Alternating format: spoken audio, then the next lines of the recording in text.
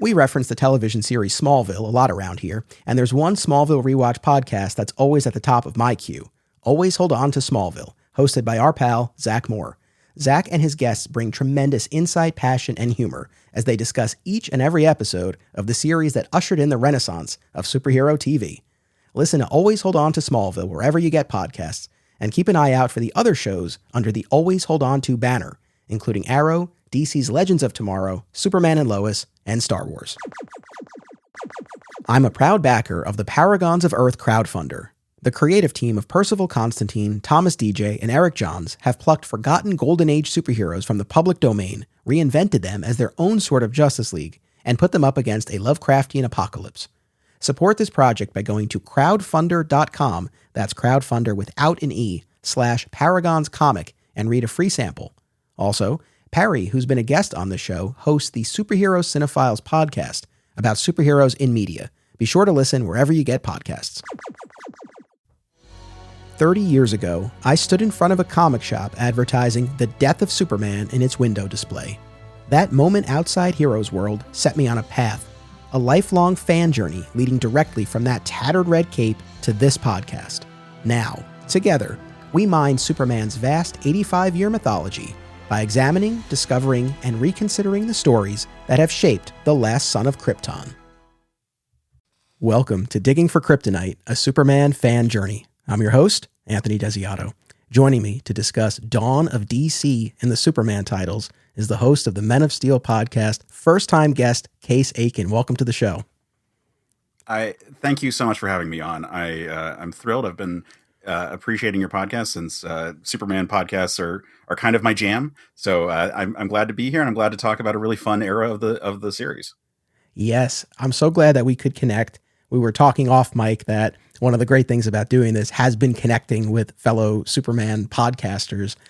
So I'm so happy to have you on, a first-time guest on the show here.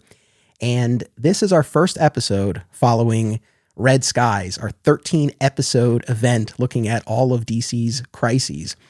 So the Red Skies have parted, they're blue once again, and we're in yet another new publishing initiative, right?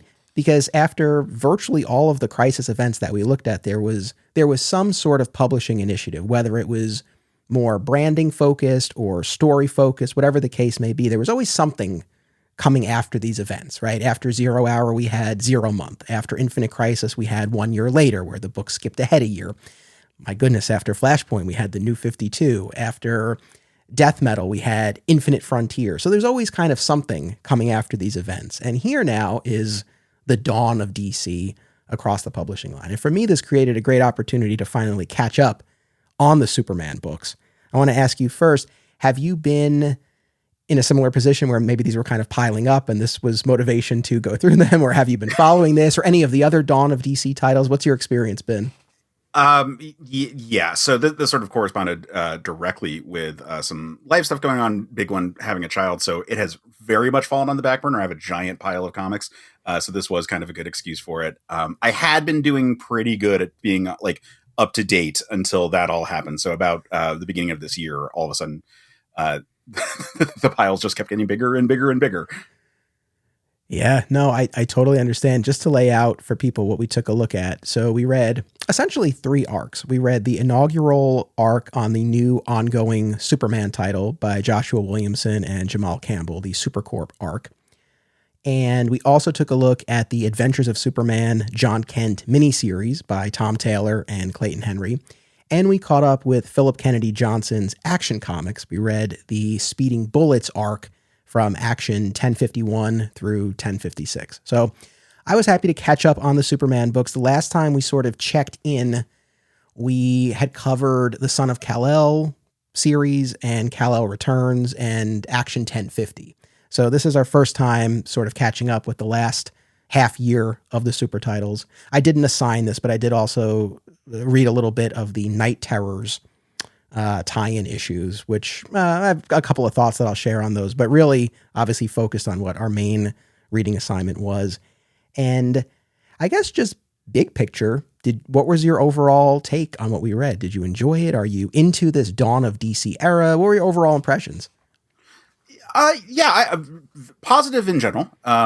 like I have a couple thoughts, and I think they're not like controversial takes about how some of the new elements of the Superman line is shaping out, mostly just because the sheer number of characters in the Superman line is getting quite big, which is fine. I'm all for it, but making sure that they're distinct and having, you know, time to shine is always difficult.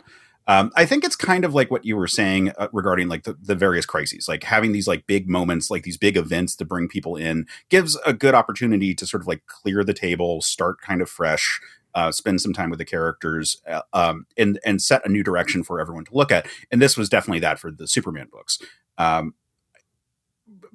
Like I said, generally very positive. I think all of these are strong stories that can illustrate the types of stories you can tell with Superman that are difficult to tell with a different kind of character. Like you can have these really weird stories, and you can have these really compassionate stories, characters who are put in these massive, you know, existentially terrifying situations, but have the power of action to get through, to know that they can get through it, so that like taking the more compassionate approach is a thing that they have the luxury to do.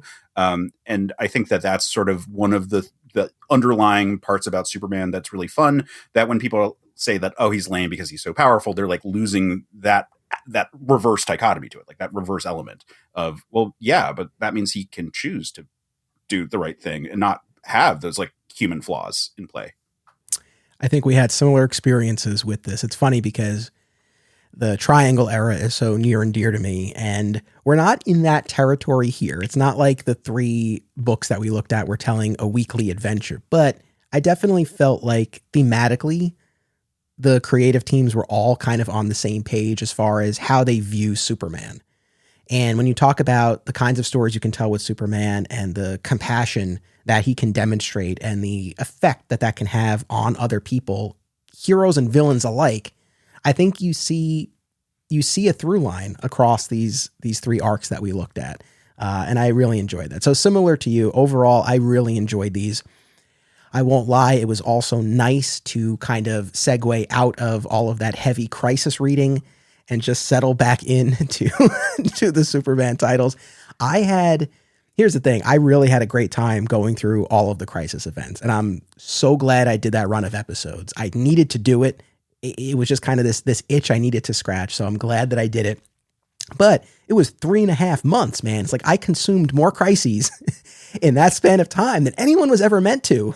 but it was a blast. But I was happy to kind of come back now and just check in on Metropolis. A very crowded Metropolis, as you were alluding to. We do have now this Superman family era that we're in, where the family has grown, and this kind of ties into some larger questions, which I want to get to. But first, I always ask whenever we have a first-time guest on the show, and we're so deep in, and we have our kind of our usual roster of guests where I don't often have the opportunity to ask this, but I will take it since you're here for the first time.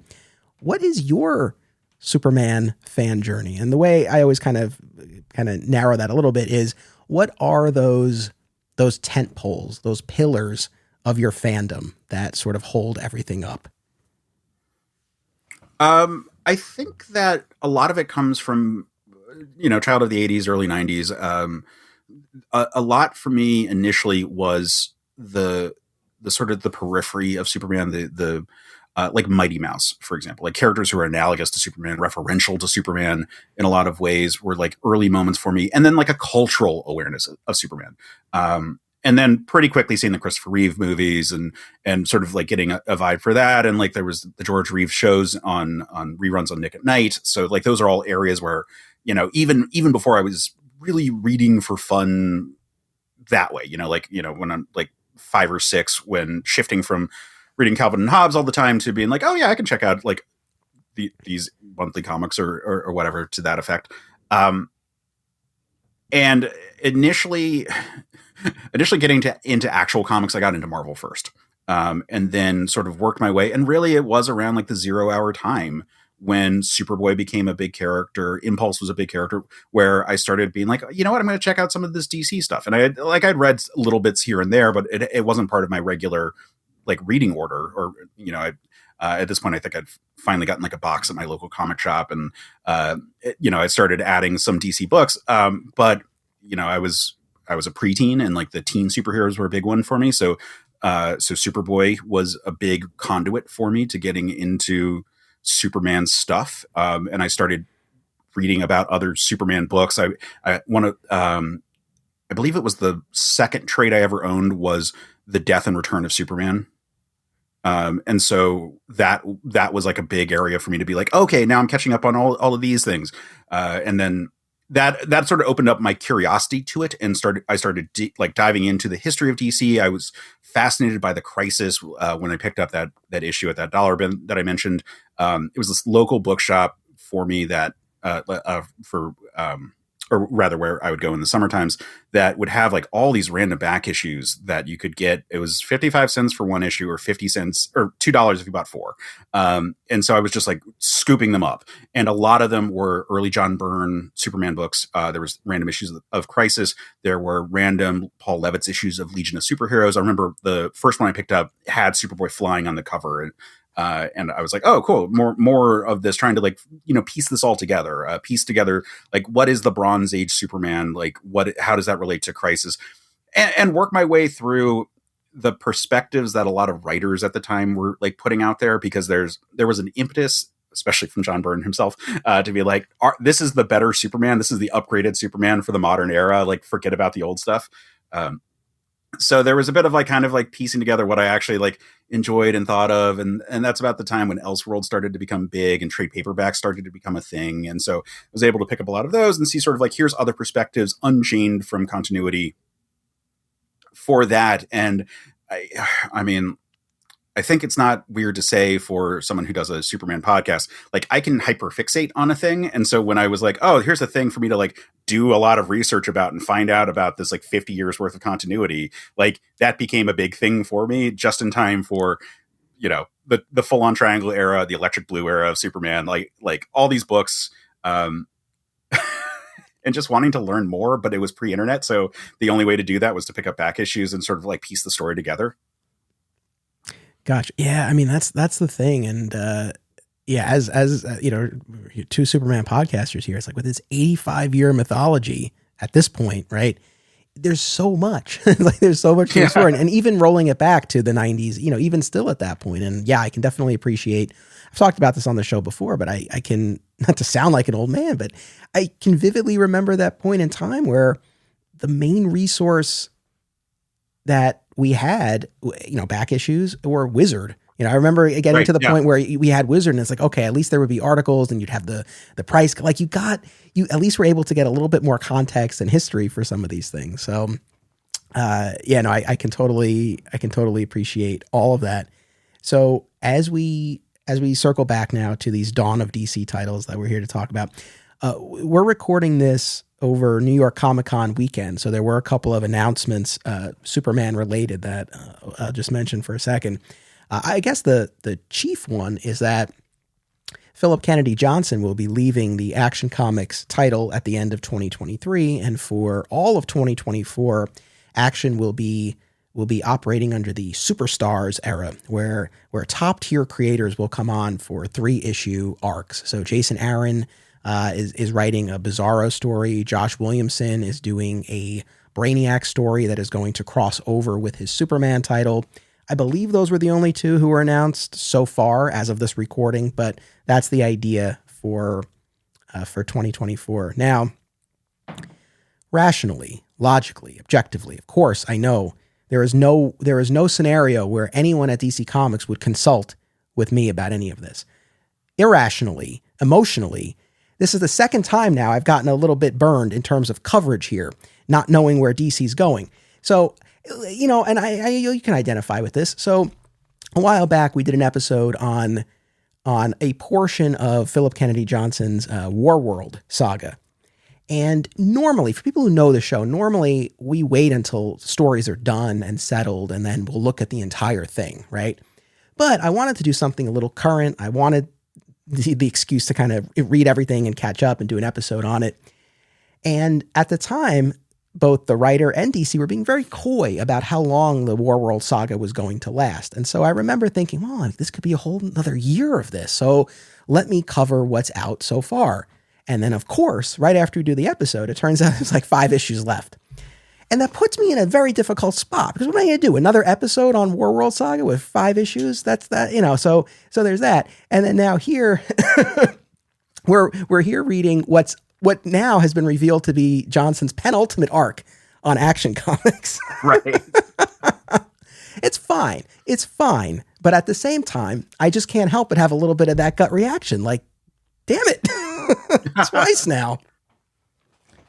Anyway, are you excited for these upcoming plans? Enough.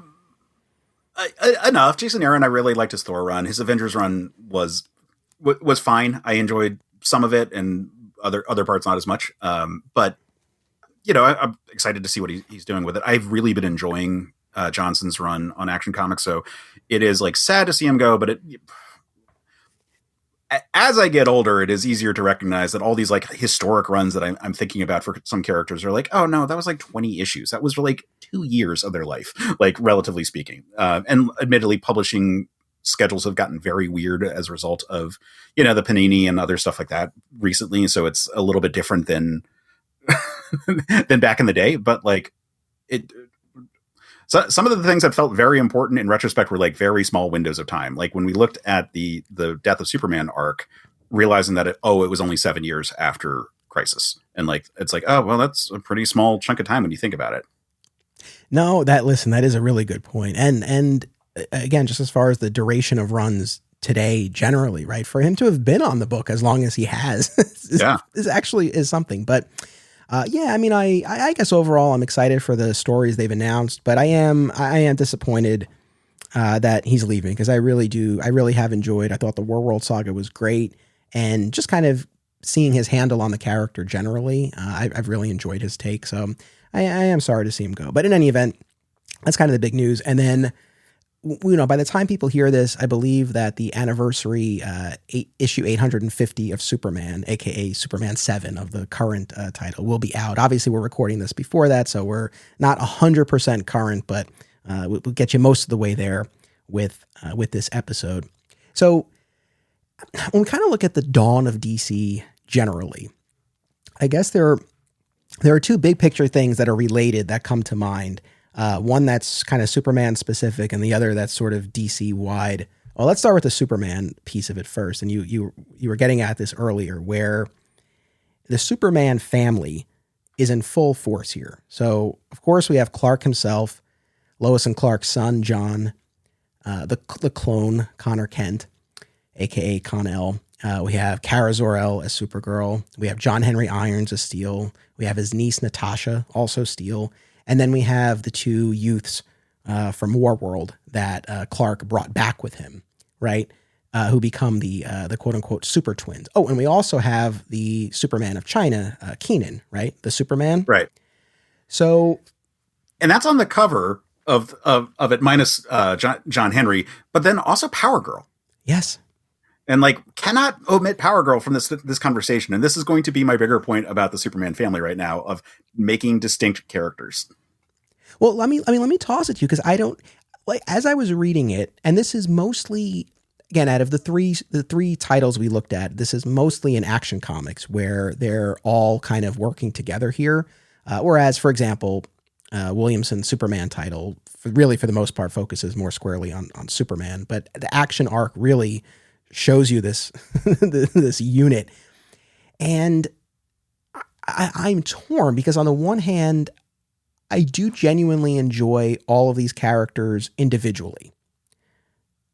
I think the issue that I had was that it was really starting to feel a bit crowded. And I won't lie, there were times both in and out of costume, but especially out of costume, where I didn't know if I was looking at John or Connor until the dialogue helped me place them. And then I was like, okay, I know I have my bearings here, but it was just, and I think that kind of speaks to what could be a larger issue. But so how do you feel about having all of them like in Metropolis and sharing the page in this Speeding Bullets arc? Conceptually great, but in practice, the exact problem you're talking about. And John and Connor are the 2 worst offenders on this one because they're constantly together in scenes and are, at this point, I don't even know who is supposed to be older, like in terms of biology. Like I think John is technically, but they also say he's not that much older than Damien normally.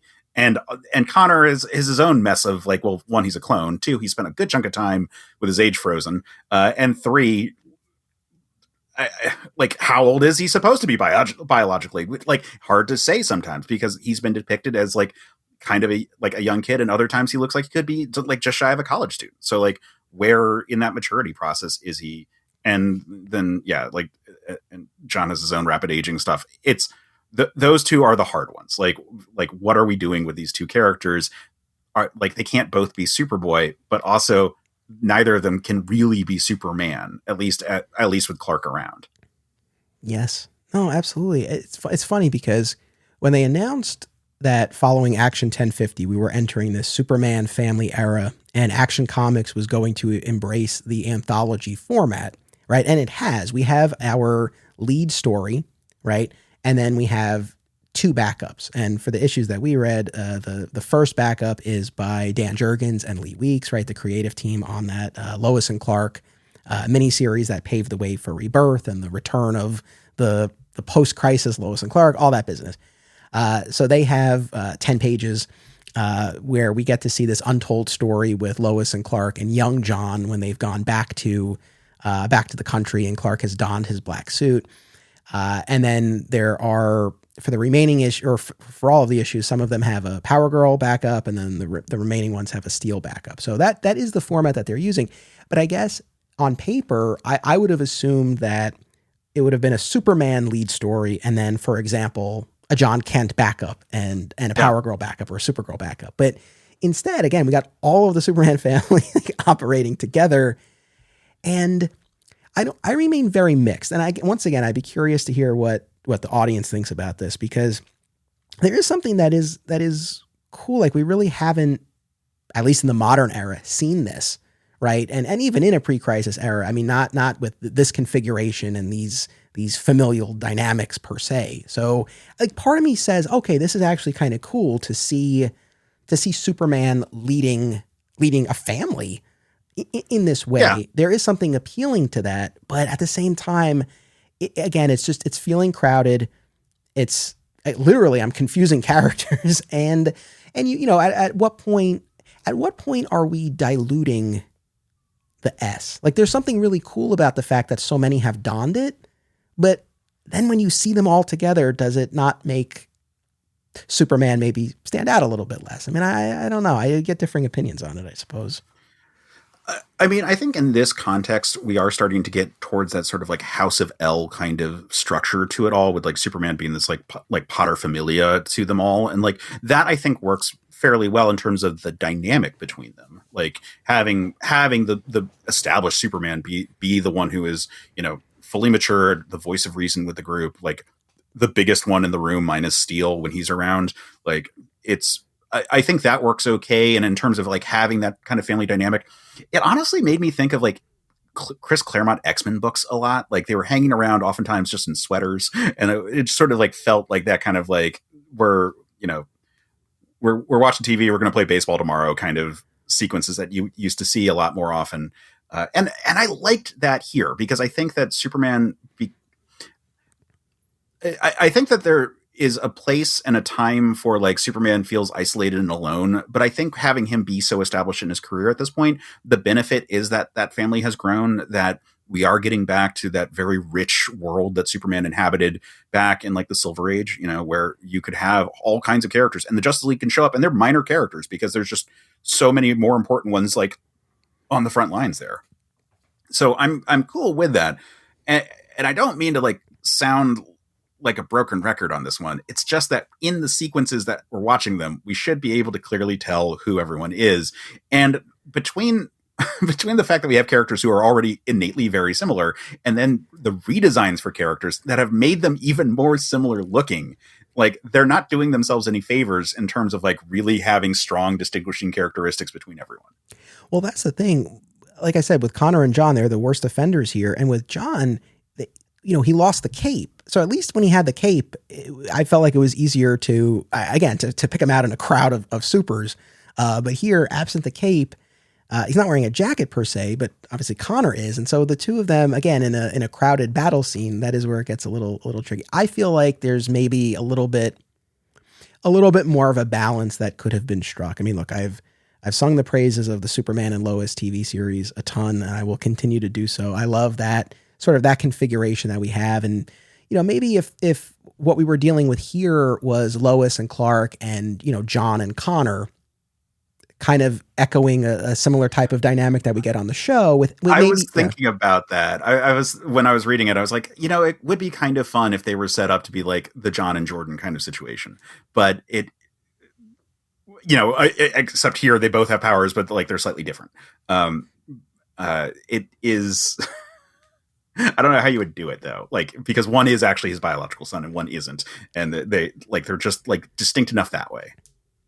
Yeah. And look, here's the thing. If they did that, then I or other podcasters would get on here and be like, oh, they're just trying to be like the TV show. So I appreciate that the comics are doing their own thing.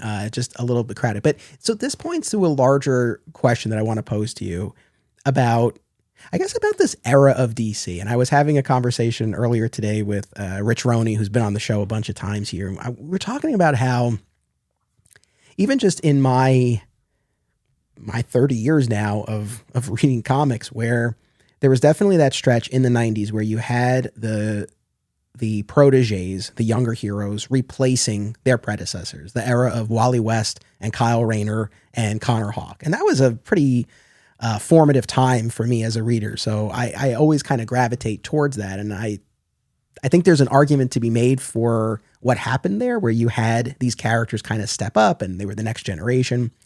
And then we saw that shift, right? Even just kind of sticking with that trio where you had Ollie and Barry and Hal come back. And that kind of led to what I see as kind of the next iteration of this, where the originals came back and their successors were kind of pushed to the side. I mean, Wally West was literally erased from reality for a period of time. And yeah, Kyle Rayner stuck around, and he probably had the most to do out of the three that I'm talking about. But still, there didn't seem to be a ton of space for all of them. But now we're in this era, this dawn of DC era, where there's this vast Superman family, the Batman family has grown, the Flash family. Like there are a lot of characters from different generations, all kind of sharing in the powers and the mantle and the title of these characters. And I guess this is another instance where clearly I at least have some mixed feelings at a minimum, but I don't know fully where I land, because for the most part, I love these characters and I love them having the opportunity to be present and to actually have something to do. But I do also feel like we've been talking about, it does run the risk of just kind of crowding the scene and making each mantle maybe a little bit less distinct. How do you feel about this? Yeah, I mean, I think that the most natural comparison is the Batman family. I think that some of these other ones have their idiosyncrasies that make it a little bit harder to like really get into. But I think that shot from, I think it was Scott Snyder's run, where you have like the four Robins all around Bruce, and it's just like that timeline just doesn't make any sense, and it certainly starts to get weird when you consider that the last one is the son of the main character. It's definitely the one that makes Tim Drake especially feel like the hardest one to like really have like a clear role for, because like at least Dick is the original Robin, and this is this is not even the successor. It's not even the successor who, quote unquote died. It's the third one who's not even the final one. So like who cares? I think it's a little different when we're talking about Superman stuff, because at least Connor is a clone, and at least we have this shared element of like superpowers for the most part. Minus the Steels, the Steel subfamily of Superman stuff. So there is this like impetus of like, well, for one thing, there is a genetic link between these characters. There is a responsibility to make sure that everyone who has powers are nurtured and like cultivated to be the best people they can be, and like for Superman to take them under his wing. So I think those are all like good elements there. But then it becomes a matter of clear, just like I said, like clearly delineating all these ones, because once you bring in Power Girl into this conversation too, then we're talking about like, well, there's kind of two Supergirls in that regard. And at least one of them always had her own code name. But when we get into the Superboy stuff, they've always shared one sort of, and now we're trying to like call him Superman, but it's only when he's like away. But then the Superboy book is Man of Tomorrow, so like they're the age thing is a hard one to really like have a specific here's the role now, because they're all kind of like blurred into this sort of generic like young person kind of phase, without really clear personality differences either, because they both are kind of just like good people. Yeah. I don't know. I guess where I ultimately land is, in fairness, and I'll try to be positive here, maybe there's no ideal scenario, especially because all of these characters have their fans, right? And when one of them goes away, it's disappointing to that group. So if DC's, if they're erring on the side of, well, we'll have everybody represented here, right? And really, we see it with the Green Arrow family and Flash family and the Green Lantern Corps and the Superman family. It's like they're kind of embracing everything, and kudos to that. Maybe there's more value to this than I'm necessarily recognizing, I guess. And once again, I really feel like maybe just more and more just like cranky old man fan at this point. But I do feel like one thing that, I don't even know how do I put this, but there's a sense of loss that's been lost in the current state of DC, where all of these characters are back. Where I use Flash as the example, reading the Adventures of Wally West all those years, and Barry was gone, and that was something that kind of was always hanging over Wally, but Barry was a source of inspiration. He'd have his occasional returns via time travel or visions or flashbacks or whatever. And so the character was still represented in a way, but there was the sense of, something has been lost, but we're carrying on the legacy. And now it's just, everyone's back, and everyone who's been dead has been back, and characters who, I talked about this last week or the week before, but it really kind of irks me. And it comes up in what we read here, where Superboy specifically references the fact like he's been erased from reality. Like he knows he was erased from reality and he's back. It's just like, I feel like it's a little bit, that level of like cosmic self-awareness, I feel like makes the characters feel less real or less human to me. But. Yeah, I think that all makes sense. I think that if any character is going to be fine with it, it's someone in a Superman family, because they sort of can straddle the extremes of comic book reality better than anyone. But I completely agree. It feels weird when the main books, it's different when we're talking about something that's like an analogous character. Check off your bingo card, the Alan Moore run of Supreme, where like they had all these alternate reality versions of these characters, and it kind of worked just fine. But that's because it's an analog that's discussing from a metatextual level the nature of comic books. Like that's fine. But I mean, I think you're with the Superman family, where Superman's never really been replaced the way Barry was. Like all these other characters have always just sort of had kind of like sub designations. And if it was a book where you say it's the Superman family and we didn't worry about having code names for everyone, like it was just John and Connor and Kara, and like you were kind of just like fine with that, and that you didn't like really stress about them having, distinct branded titles for themselves, I think we would be way more fine with this one. But because there is also this separate drive to be like, we're going to have a book about this character, and what are we going to call him? I guess we're calling him Superman, or I guess we're calling him Superboy, or I guess this is the Super Sons reunion, even though they're depicted as being adults now, or like however, because you have to have a title and you have to have a trademark for it. It gets messier and messier than just being like, well, Superman has his son, and that's cool. Like he also has his half clone with his arch nemesis. Like that's also cool. And his cousin, and his alternate reality cousin, and his scientist best friend who happens to be in great shape and is dating his high school girlfriend. Like all these things are so great. Like, and here's the Chinese version of it. Yeah, absolutely. Absolutely. Which, by the way, doing something on that new Superman series from the Rebirth era that introduced Keenan, it is kind of on my long-term list. And if people are interested in that episode, I'd be inclined to move forward on that. I know we haven't covered that specifically, but I would like to learn more about his character, especially seeing him here. But yeah, I would come back and talk about that book. That's I think a really fun book that was doing some interesting stuff, as a side story to Superman, it's still part of the Superman lore. It's still tied into New 52 stuff, but it's a separate character who really has to learn how to be Superman, which I think is a really cool element to that character. Awesome. Hop in the Supermobile and join us for the spin-off podcast Beyond Metropolis, available exclusively for members of my Patreon community.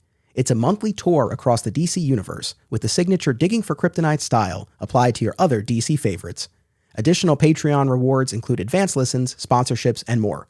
We offer regular monthly memberships, discounted annual plans, free trials, and a la carte purchases. Visit patreon.com/Anthony Desiato or click the link in the show notes for more. Thank you all. Acme Comics is a locally owned and operated comic book store in Greensboro, North Carolina for people of all ages and walks of life. With more than 40 years and a new second location to its name, Acme is a multiple-time Eisner Award nominee. The shop features a significant contemporary and vintage selection, as the Acme team uses their collective knowledge and resources to connect you with the best material. Mail order subscriptions to new releases are available, and all offerings are available anywhere via mail order. Follow Acme on social media and eBay, listen to the Acme Cast on all podcast services, and visit acmecomics.com for much more. Aw Yeah Comics celebrates and promotes everything that is wonderful about comics, toys, artwork, and the joy they bring to people. Visit them in person at one of their 3 locations, Harrison, New York, aka my local comic shop, Skokie, Illinois, or Muncie, Indiana. If you have kids and have been looking for a family-friendly store, look no further. Join Aw Yeah for exciting events, including creator signings, how-tos, and more. Visit awyeahcomics.com and follow Aw Yeah on social media for more. Their name says exactly how they feel about it. Say it with me now. Aw Yeah. So with these 3 arcs that we looked at, I feel like a few themes emerge. There is, again, I think in each of them, there's at least a moment that kind of speaks to what it means to be Superman. And again, the compassion above all that really shines through. I think that comes across in a number of instances. I think the idea of redemption as well and second chances. I think that's something that's prevalent across these, between Lex's dealings with, or Superman's dealings with Lex in the main Superman title, how Superman deals with Metallo in the action arc, and even how John deals with the Injustice Superman in the Jon Kent miniseries. And then you also see, particularly across Superman and action, kind of seeing maybe the mid-tier, like the B-level villains getting a new spin, either in terms of power or usage or personality, backstory, potential for redemption. Particularly, we see that with Parasite, with Silver Banshee, and with Metallo. So I feel like there were a few things that again really tracked and made it feel like we were in the same era with all of these books, even though they were doing their own things. Is there anything else big picture that you really feel like united these 3 stories? I mean, I think all 3 of these books were doing very Superman-y kind of stuff. Like the most of the big players outside of all the new additions to the Superman family itself are classic characters. Like Silver Banshee's probably the newest, unless you count Injustice Superman as being like a new character as opposed to just evil Superman, which I mean, we can go, I don't know the first timeline or like the first alternate timeline evil Superman that popped up, but like at the very least we've had Ultraman before. So it's not weird to be like, oh yeah, there's other realities where Superman's not good. But we like Metallo is one of the most classic Superman villains. Parasite's another one. Like these are like the super heavy hitters that he had in the 50s. So in terms of like what stories that we're telling, it's really a breath of fresh air to be, we can do a cool update on these characters in a modern story and have it still feel relevant and still scary in some scenarios. Like what they do with Parasite is, I think, incredible for making him feel like a compelling villain. So that's all really cool. And I mentioned this before, the fact that we're talking about protagonists who are not fearing for their lives in the same way, that their concerns are more about the people around them and about doing the right thing. In spite of, even though there is mortal danger, it's not the first thing on their mind because they have this great power of action. I think that all 3 of these books do such a great job of showing what the moral compass of the characters are and why that matters to the events that take place. Agreed. And I'll add one other thing, particularly with Superman and action, because again, the John Kent story, that was, this multiversal tale, and we'll get to that. But I feel like the main books, going back to what I was saying before about the Triangle era, I feel like they're really on their way to building out the world of Metropolis and the supporting cast in a way that I feel we haven't really seen in a while. And it made me think of the Triangle era in all of the best ways. You have John Henry and his niece erecting this steelworks tower that's now going to be the tallest building in Metropolis and the center for advancement and innovation. You have Lois stepping in as the editor-in-chief of the Daily Planet, while Perry White, which I loved. It's a great spin, while Perry is recuperating, and then we see him. It's in the annual, I believe, which I didn't ask you to read, but it wasn't even on my radar, but I saw it on the app and I read it, and we see that Perry White's gearing up for a mayoral run in that. So more to, and there are a couple of other pieces with Perry that I do want to mention, but having Lois as the editor-in-chief of the Daily Planet, and in that annual in particular, we also get kind of a rundown of the current crop of Daily Planet reporters. And, we have Kat Grant on gossip, and we have Steve Lombard on sports. We have Steve's sister, Lisa, who covers technology. We have Ron Troop on politics. Is it Erica Edge on crime? So we're, kind of rounding out the Daily Planet staff a bit in a way that we haven't seen in a while. We have this Blue Earth movement that's protesting the alien refugees who have come to Earth from Warworld, which of course, heavy political allusions there that we can see.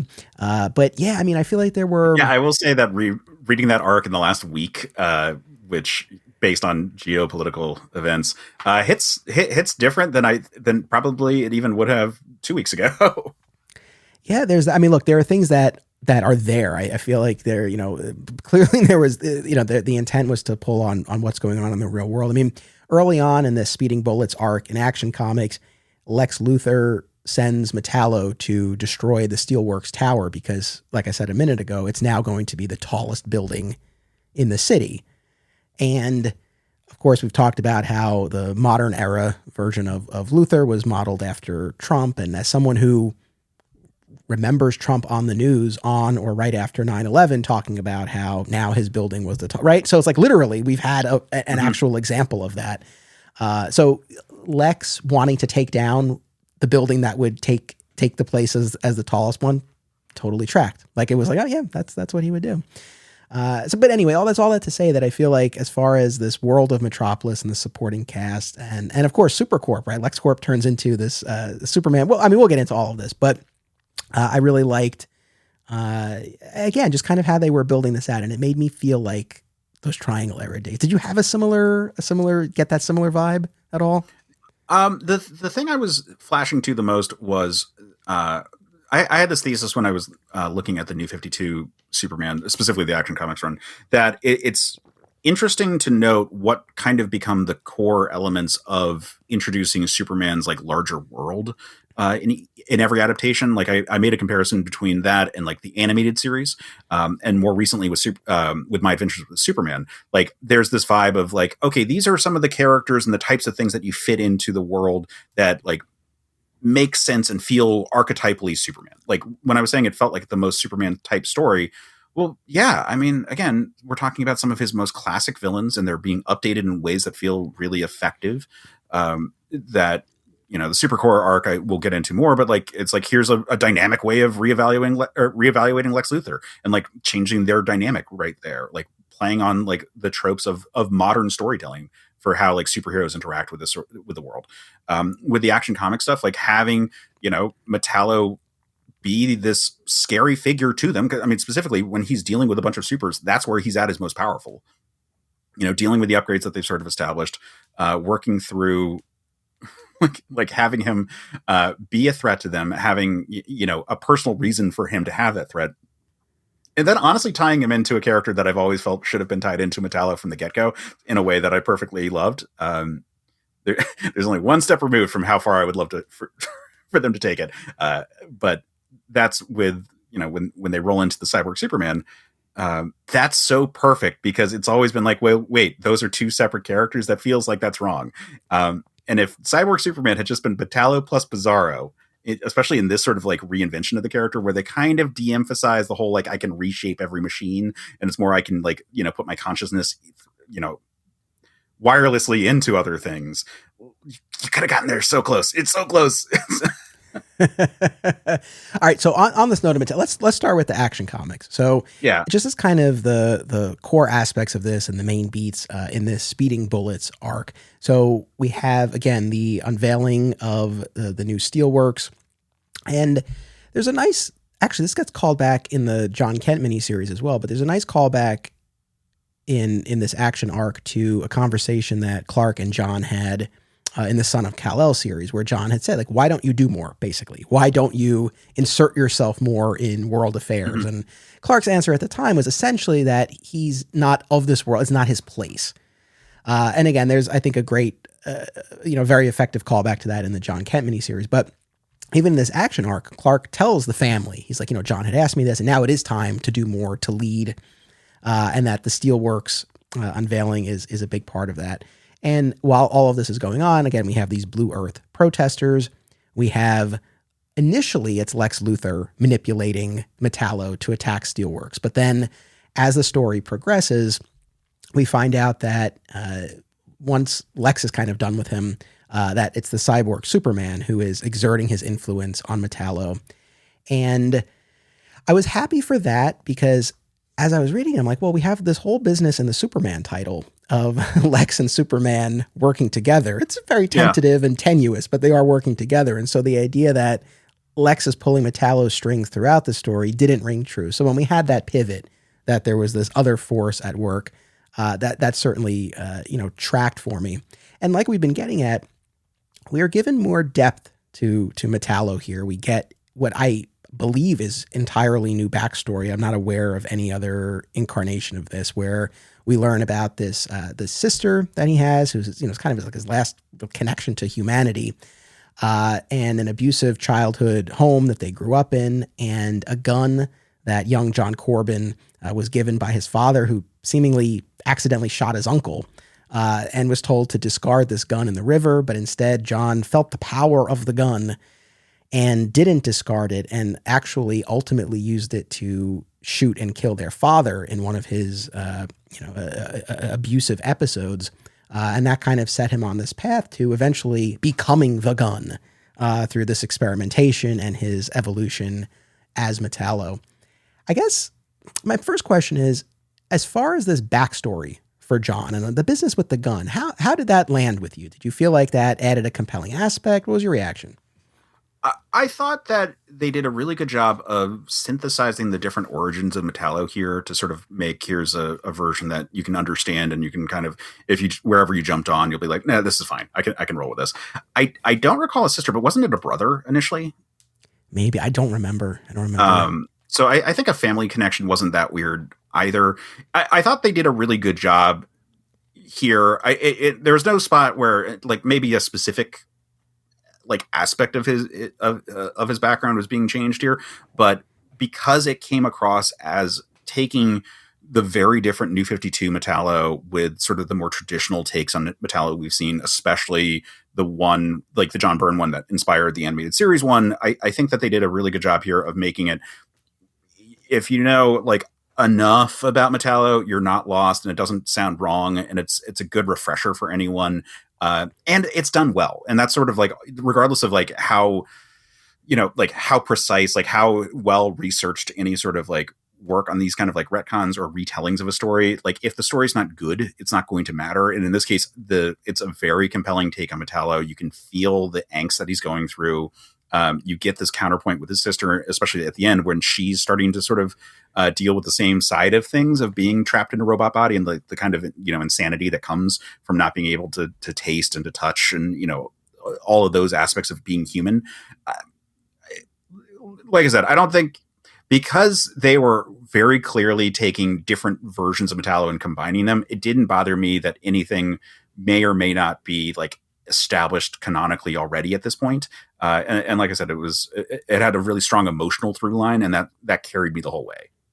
Oh no, I agree. Yeah, I mean, as far as any potential retcon, again, I don't know that there are many. Or I'm sure there are some Metallo, Metallo experts out there who might have felt strongly about this. But no, I certainly had no issue with any potential retcons. I mean, yeah, and just as far as how well it tracked, yeah, I mean, I think it worked, and I appreciated the attempt to kind of add some layers to this character who I think it's easy for Metallo to be played as kind of one note.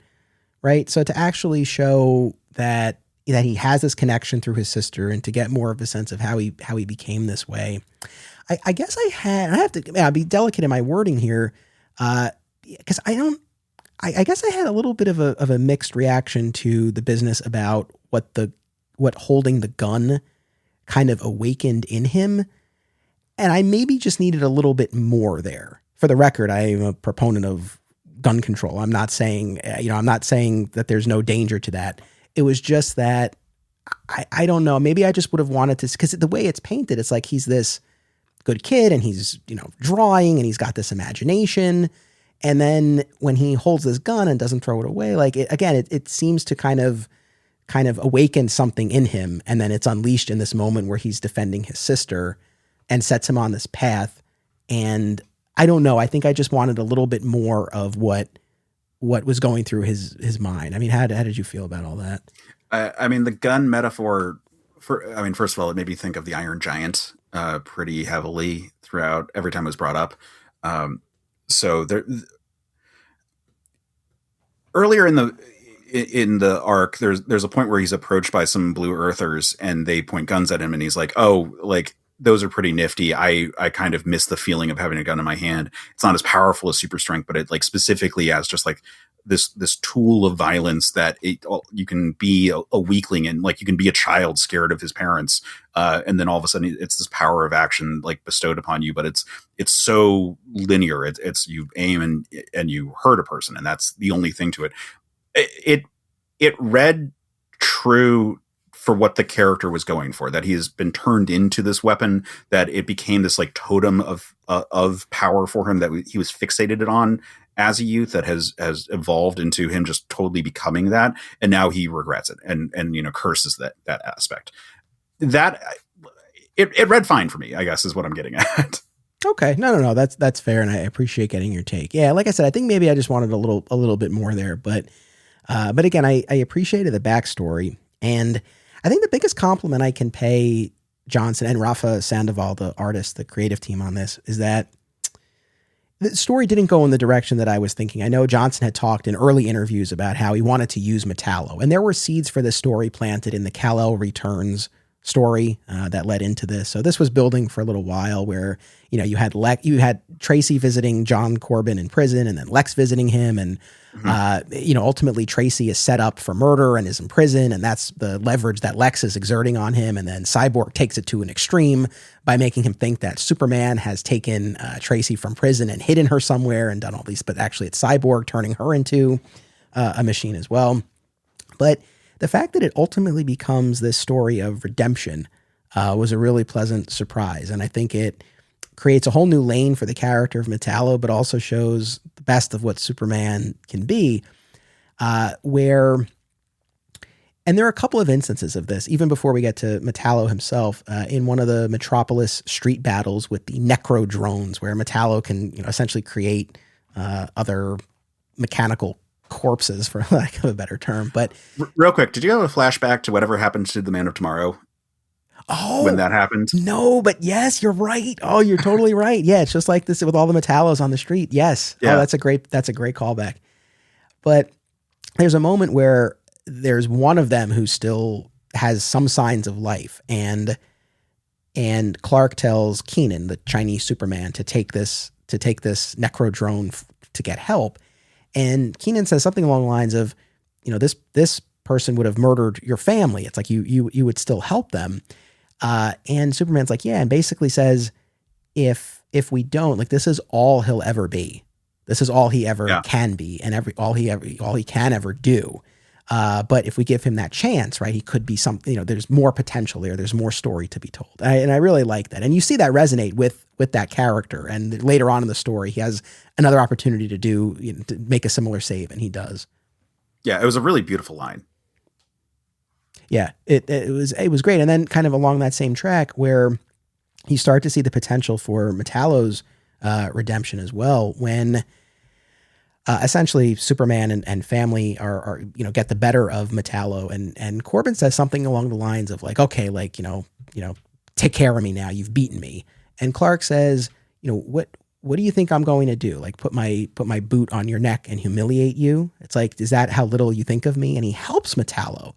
And he's like, you'll pay for what you've done, right? And so he's not he's still acknowledging the reality of what Metallo has done, but he says, right now your sister clearly needs the both of us, right? And so he works with Metallo, and he says to him, Metallo says basically, you would help me after this, and Clark's like, anyone would. And there's a great callback at the end of this arc where we're at Steelworks, and Steelworks is helping John Corbin. And Natasha says to Clark, don't tell me anyone would help Metallo, because that's not true.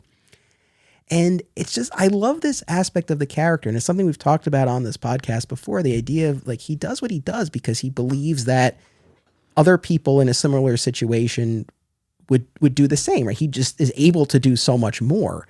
But this belief in other people is so core to the character. I love this aspect, and I love the way it played out here. Natasha's line though about, don't say anyone would do the same. That's not true. I guess what do you think about that? And this notion of like what Clark actually believes, because it's one thing to say like, yeah, anybody would do the same, but he also knows he believes in humanity, but he also has seen the darker side of it, and he knows the reality of it. I guess when he says something to Corbin, like anyone would help you find your sister, despite what you've done. Does he believe that, or he wants to believe it? Like, where do you think he is internally on that? I mean, I think that the role of Superman in this book specifically, because there are so many characters with him, is that he is modeling how to be Superman to a bunch of characters in it. The twins, especially, like they're coming from Warworld, and they have, a very kind of warped perception of like what morality is. But also, I mean, even Kara, but like, I mean, obviously John and Connor are both kind of in situations like this, and Keenan too. Like all three of them look up to Superman specifically as a father figure for how they should model their behavior. And in this scenario, he might not necessarily believe that anyone would, but he does believe that in the same circumstance, anyone could, and certainly believes that anyone should. So I think it's him trying to manifest this, and by virtue of him in the scenario being a dad, or at the very least the leader and the moral beacon for so many characters, that he is trying to make sure that he is walking the walk, and that everyone else is seeing that walk and learning to emulate it. And maybe that requires a little bit of talk to sort of like buff it up a bit more. No, that's a great take. And I think what you said about, even if he doesn't deep down believe anyone would, that anyone could part, I think that is key here, because Metallo, in that scene, Metallo says to him, I wouldn't. Right? When Clark's like, anyone would help you despite what you're doing, like, I wouldn't. And Clark says, well, maybe not now, but maybe one day you will. Right. And this ties in with, again, what he told Keenan as far as saving that Necrodrone, right? If you don't save him and he dies now, this is all he'll ever be. And shifting over for a second to the Josh Williamson Superman story, where Lex has made this offer to help Superman, to work with Superman. And, Clark has a couple of exchanges with Lois about this and working with Lex. And early in the story, he says, I feel like Lex is the only person I ever gave up on. And Lois is like, well, Lex gave up on Lex. But then later on, Clark, at the end of that arc that we read, Clark is talking to Lois about this idea of second chances, right? And how he got the ultimate second chance, right? He would have died on Krypton, but for Jor-El and Lara, who gave him that second chance of the rocket, right? That was found by the kindly couple. And so again, this idea of the power of I will say when chances. He said that felt like a reach, but like it's an inspiring story, but like specifically the point you're making, I don't feel like it quite conveys it. It's not like you were Lobo as a child. True. Well, that is fair. But again, just a sort of that thematic through line across the books, right? Of this idea of looking for the best and creating I guess creating the potential for even your greatest enemy to show you a different side, turn over a new leaf, and start over. So, yeah, on the Metallo side, it was cool. And so it's funny because as my audience has heard many, many times, right? A ton of affection for the death and return of Superman, reign of the Superman, the cyborg Superman. Yet, I do feel like the character, I feel like there are only so many things you can do with Cyborg Superman. And it's funny because whenever Cyborg Superman pops up, I'll always have people like let me know, like, oh, he's back. And there's a part of me, I guess that kid from the 90s who grew up reading it, who's excited at the prospect, but the adult in me is kind of like, all right, like, what are we going to see that we haven't seen before? And so when we got the reveal that it was Cyborg Superman, it didn't do a ton for me, but I agree with you. I think tying Cyborg into Metallo is a natural. So I like that. And I feel like that was a clever bit of business. And the fact that this ultimately wasn't a story about Metallo, the villain, right? It was about Metallo and his potential to maybe be something else. And by having Cyborg Superman in there, right, that's now their chief antagonist. And we can see Metallo working with the Superman family. So it created that potential there. So I was really happy with this arc overall. Yeah, it was fun to get a heel face turn from Metallo. I did not see that coming at the start of the arc. Like, just didn't look like it was going to go there. But it was done very well. It's good to have like this juxtaposition between the two Superman. So many Supermans in this whole thing. The fact that we get to the Cyborg Superman in it, and also the Eradicator shows up. Like how many characters can we have with a big red S on their chest? But the fact that the Cyborg Superman is this counterpoint to original flavor Superman, like and he's got the cybernetics going with him too. And like there's this visual similarity between it. It looks like here's the fusion of it all, but it's actually the more extreme, twisted. Cyborg Superman, same situation with Metallo, where he's become so desensitized to all of his human wants and needs that he is pretty much slipped into this amoral, state of insanity. And he's fully embraced that. And Metallo has this tether, which is his sister. And that is what pulls Metallo back from going just as far. I'm glad you brought up the Eradicator. I did think that was great when Clark activates him in the fortress to find Cyborg Superman, right? Because the Eradicator is all about the purity of Kryptonian DNA, and Cyborg is a corruption of that. So it made sense. And of course, yes, it's a further reunion of the reign of the Superman characters. I loved when he's talking about how, like, oh, do you want me to take care of this half human, half Kryptonian right. JON KENT and the half human, half Kryptonian clone Connor? It's like I thought that was fun. And then there's speaking of John, there's also this subplot of John feeling a bit left out with the super twins there, right? Lois and Clark have really taken them in, and I guess it hadn't fully dawned on John like how much a part of their family they're becoming, and he also hadn't recognized how much that lost time with his parents, how much of a toll that had taken, because now he's seeing these young kids, right, having the time with Lois and Clark that he was deprived of when he was taken on his interstellar journey with Jor-El and abducted by Ultraman and stuck in a volcano for years. I don't know. You know what's funny? I don't know if that John felt like the same John from the JON KENT miniseries who just felt, yeah. Go for it. I unfortunately read these in not the right order for like some of those emotional payoffs. I actually read this in Adventures of Superman, JON KENT, Superman, and then Action Comics chunks, which meant that second Luthor is like showing up, like manipulating Metallo. I'm like, wait a second, hold up. And at least they address it pretty fast. But like JON KENT, if this was the setup for him kind of like dealing with his feelings and really like exploring them, and then that goes into having to deal with Ultraman in his series, that's cool. I'm not sure on the timeline, and I'm not sure if readers got that. Like, it would be important to really explore the trauma of living inside a volcano for like 5 years. I'll never be a fan of what they did to JON KENT. No, God, no. Just on multiple levels. I hate that. And I don't mean to belabor the point. We've talked about this before, but I I get, I mean, I get the instinct to want to age him up a bit, but I feel like that it came at the expense of the great character that we had. And I mean, I like older John, I do, but I hate the way we got there. I feel like if there had been some scenario where we have younger John and then an older time traveling John or something like that. But the idea that this family was robbed of that time and that this young boy was subjected to years in this volcano by an evil version of his father. I'll never like it.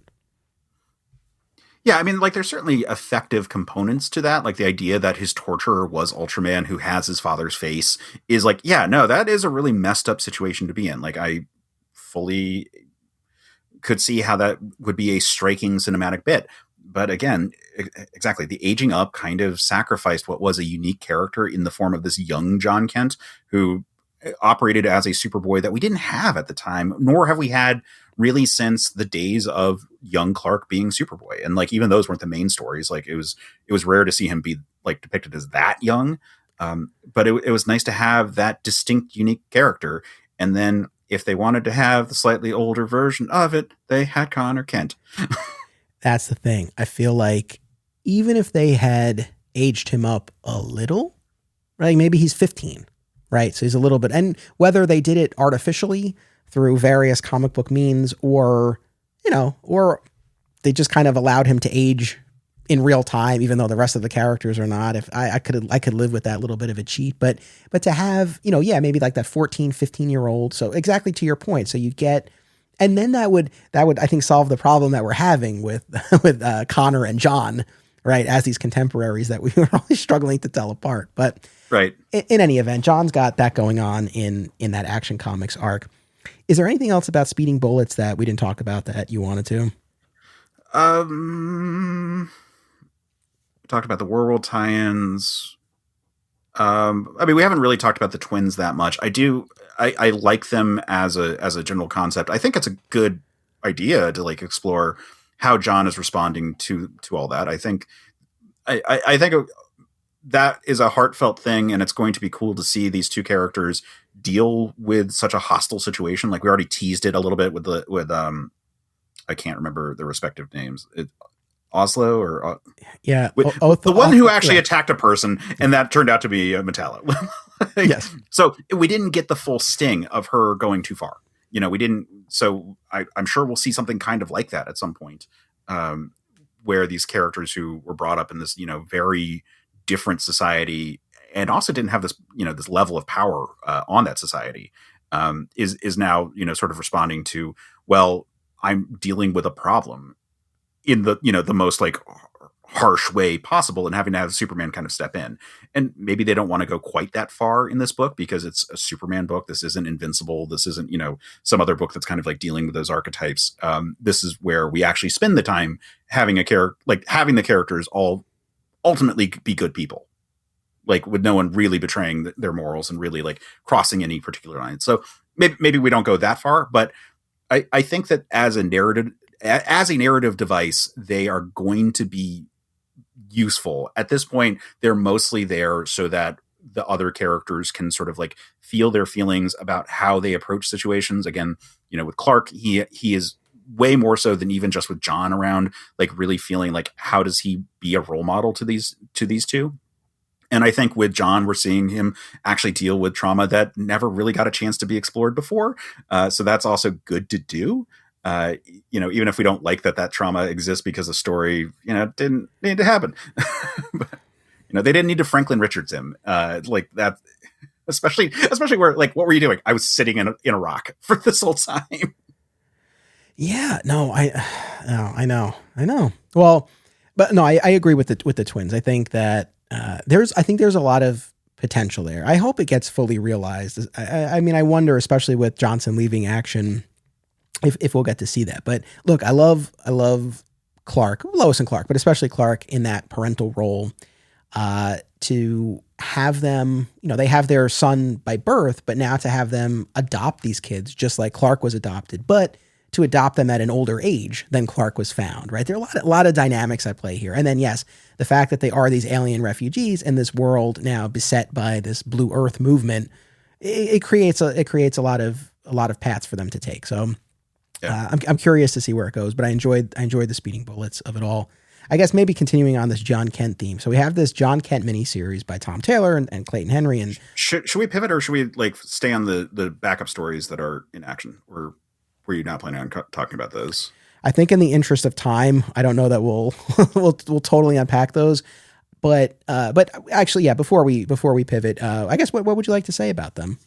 I don't have a lot to say about the Superman and Lois story. I think that it's kind of like, oh hey, here's more, doomsday illusions going on and all there, and it's like nice to see a young Jon Kent again. But I don't really have a lot of like strong feelings about that particular one. The Power Girl one, I love Power Girl as a character. She's so hard to fit into DC post-crisis. Just every version has been very difficult to explain and has gotten weirder and weirder. I don't love that they decided to rename her from Karen to Paige. That just didn't quite seem to ring true for what we've dealt with the character. But the idea that she has psychic powers now and that's sort of like playing into her role as like sort of a psychic therapist, I think that's different, and I'm here for it. I enjoyed seeing her interact with Supergirl and actually spending some time trying to establish differences between them. And I kind of wish that Supergirl in general has kind of become more like Power Girl over the years. Like she's a little bit sterner, a little bit like a bit more mature. Like the decision to make her the older cousin to Superman instead of his younger cousin when they brought her back in Superman Batman, that from that point on has led to this sort of like take on Kara that is, like I said, just a little bit more reminiscent of where we were with Power Girl to begin with. And so like finding a space for them separately will be good. It was nice to have them there. But I don't know. It's so hard to keep track of even what this Power Girl is, because we've had multiple reality ones and we've had overlapping reality, like the whole timeline for DC. It's like, yeah, everything's canon. But at a certain point you're like, but is there another Power Girl? I can't even remember anymore at this point out there. I know it's funny because I like when I think about Power Girl, I feel like I really met and got to know the character through her tenure with the Justice Society during the 90s, 2000s run. And so kind of in that space, that's kind of what I think of the character, not so much in the context of the Superman family. So yeah, I mean, I feel like this just kind of speaks to this larger issue that we've been seeing here. So I don't know. I like the character. I think it's a tough one with that backstory and an already very crowded super family, but hopefully they find a place for her that fits. Fat Moose Comics is New Jersey's best and oldest comic book store. Established in 1982 and under new ownership since 2020, Moose sells a wide selection of comics from every publisher and time period, along with action figures, graphic novels, posters, statues, and more. If you're looking for something and they don't have it, they can probably get it for you. They know a guy. Visit Fat Moose in Whippany the next time you're in the Garden State, and be sure to reach out via the Fat Moose Comics Facebook page. This episode made possible in part by educator, hobby comic book collector, and pop culture enthusiast Sam Lim. Sam is based in the South Jersey area and is looking to connect with other comics fans as well as retailers. They're also looking for comic shops to explore, so recommendations are welcome.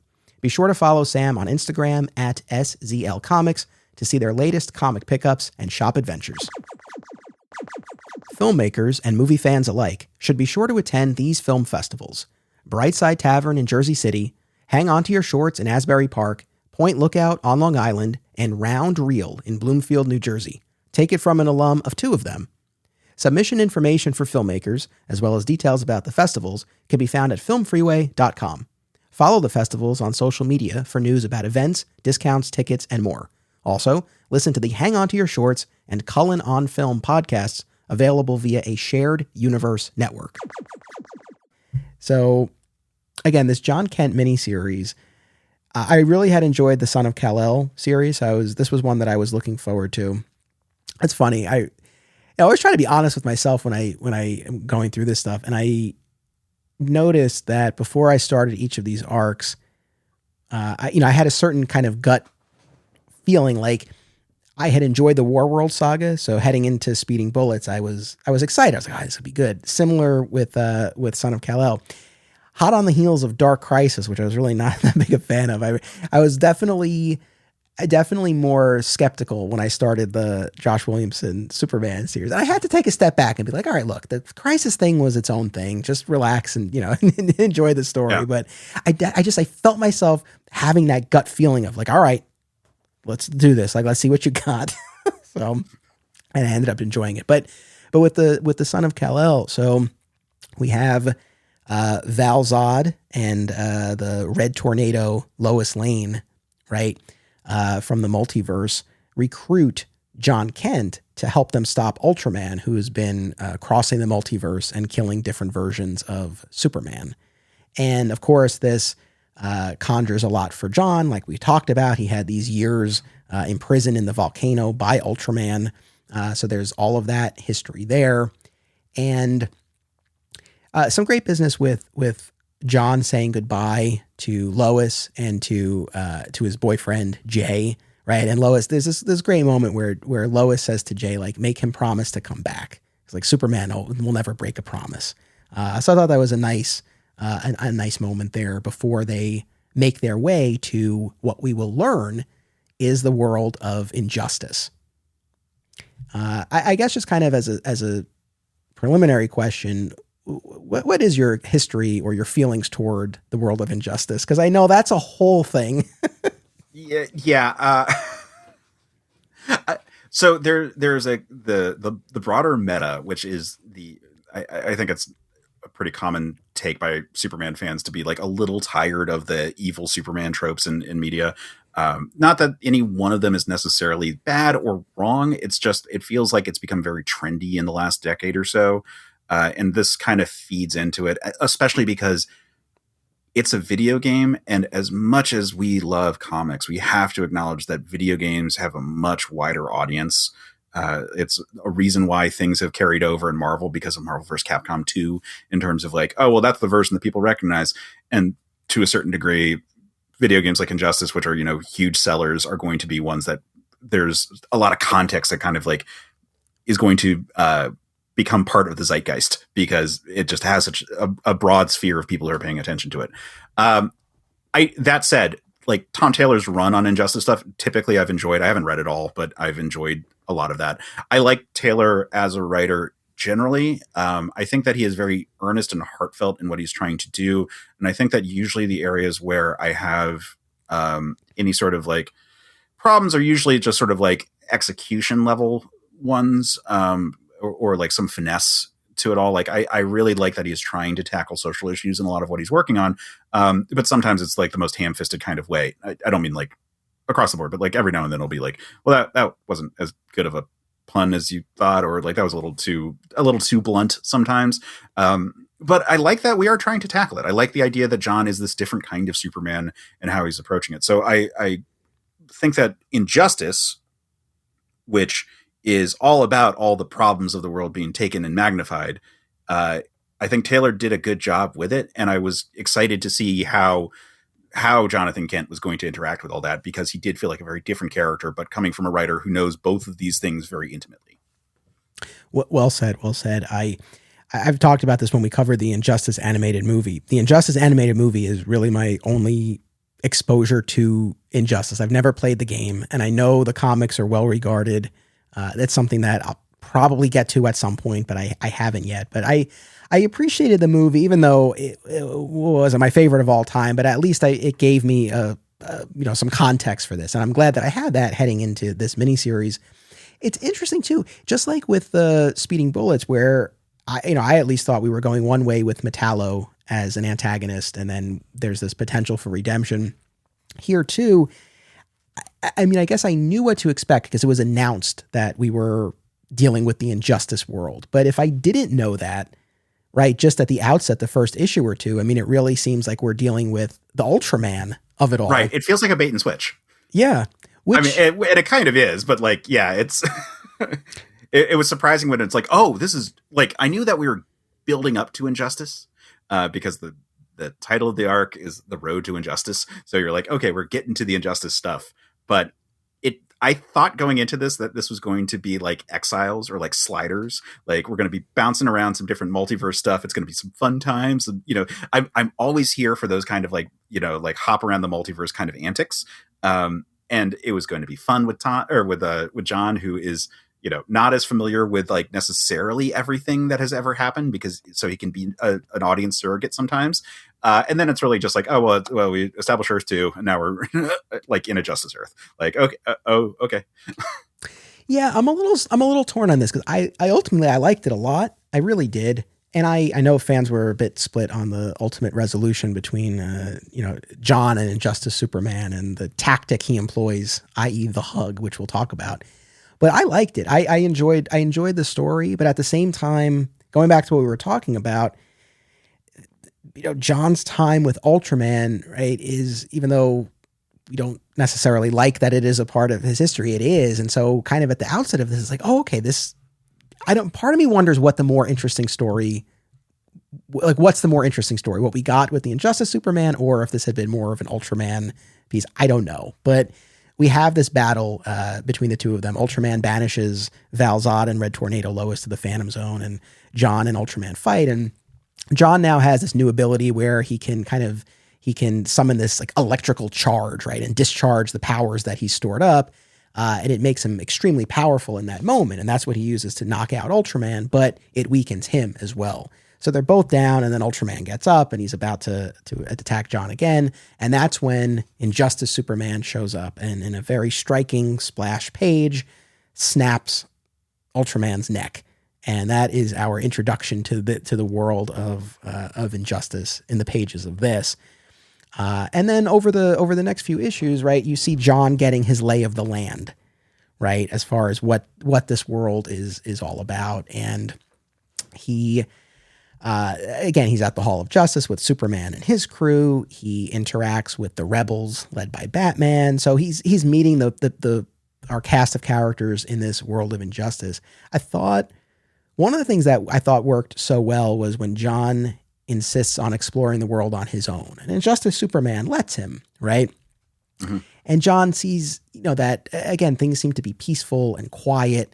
And he has this moment where he rescues that young child who falls, off of the balcony and returns the kid to the mother.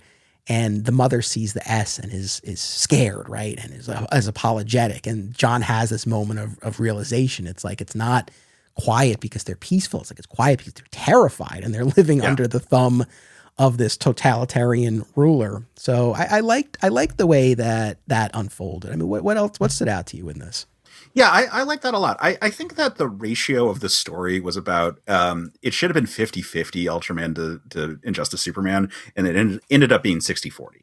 And I think that that's a little bit of a bummer because I would have liked more time spent with John and Ultraman so that we could have had more of a feeling of resolution for John's trauma in that. But that said, Injustice Superman just snapping his neck is both a very effective scene and also probably what he would do in this situation, especially with the whole, like, he's seeing John and like, it's like, oh, that's the one I lost. Like this is really classic, like the dark Superman stuff. Whenever you try to do a version of Superman that isn't just like full on, like completely, Ultraman evil, like animated series did this exact thing, but with Lois, like where it's like, okay, here's the bad timeline where he's gone, he's gone Dark Warrior Duck here, but like, well, oh, hey, it's the reappearance of Goslin. Okay, cool. Everything's fine. Like I like that all there. I really like the interaction between Injustice Superman and John. I think that carries this whole thing.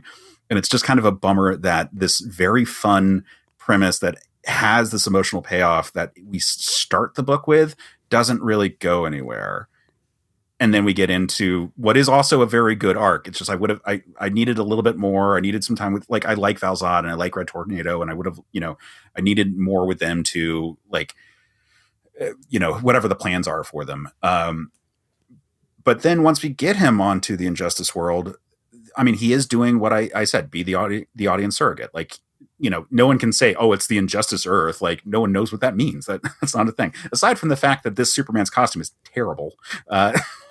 Like it seems to be like just a different version of Superman with a fairly functional world. Like I like that the Superman that we get, the way Taylor writes the Injustice Superman is, especially when he's talking to John at the beginning, but like is still Superman in a lot of ways. Like there are these moments where he like is so compassionate or so reasonable in his conversation that you have to like take a step back and be like, oh, but look at all the atrocities you've become okay with. Like, look at all the evil you've learned to look a blind eye to and or are perpetrating. And obviously we get the setup. Like it's a dramatic, he just murdered a man. Like that's not a Superman thing to do at all. But it makes so much sense when he explains it. It feels like it's not that wrong for this character to do it. He's lost so much, like he's a Superman who's seen some stuff, but at the same time, he's like still seems to be sympathetic and empathetic to the world and still a Superman type character that John can kind of gravitate towards and be like, oh, but you are still very much like my dad. And again, if they had dealt more with like the whole like traumatic nature of like dealing with Ultraman, we could have dealt with the whole fact that like effectively like people with Superman's face, with John's dad's face, have been like all these like important people in his life and not just his actual dad. Yes. Oh, that's very true. No, yeah.